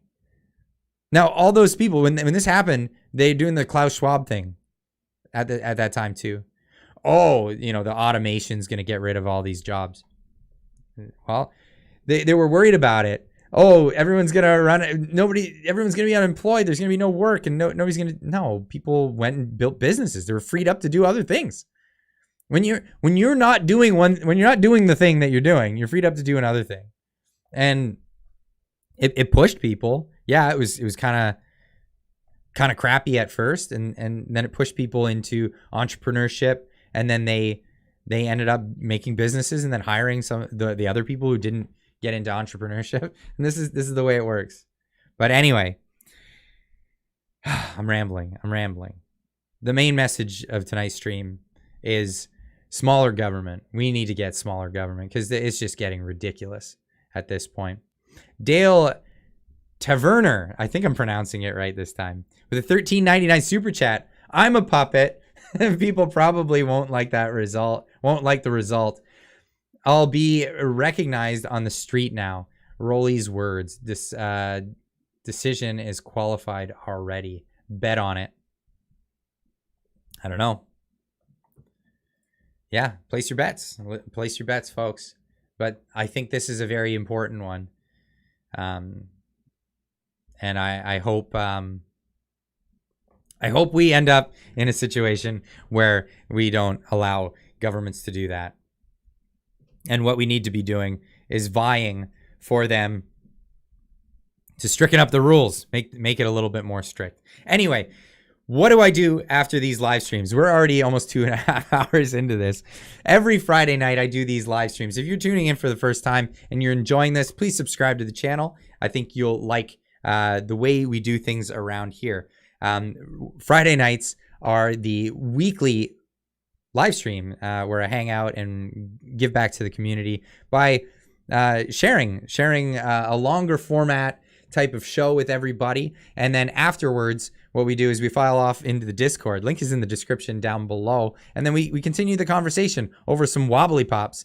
I like to have a couple of beers in the after stream. And then we get to express ourselves and talk about different things. So please join us in the Discord. Link in the description down below, as of course.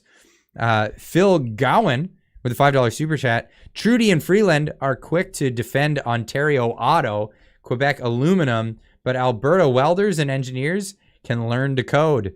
Yeah. Well, we're hearing about a lot of people who code,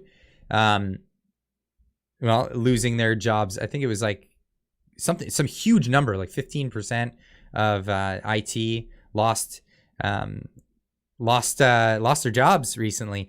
I guess they're gonna have to learn how to coal mine, and that's the meme that's been going around for a while. Forever Free with a $10 super chat. Have a beer on me, Clyde. Thank you so much. I really appreciate that. You guys are way too good to me. You guys are fantastic. Probably one of the best turnouts for a stream on this channel ever tonight. Except there was one stream right after the convoy. I think we hit like 3,500 people in the stream, but that was short-lived.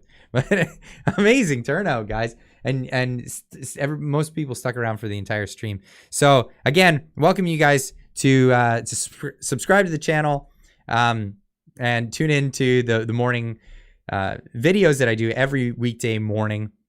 These live streams are every Friday. I try to keep things consistent so people know when to expect stuff. And well, as always, we'll see you guys in the next one.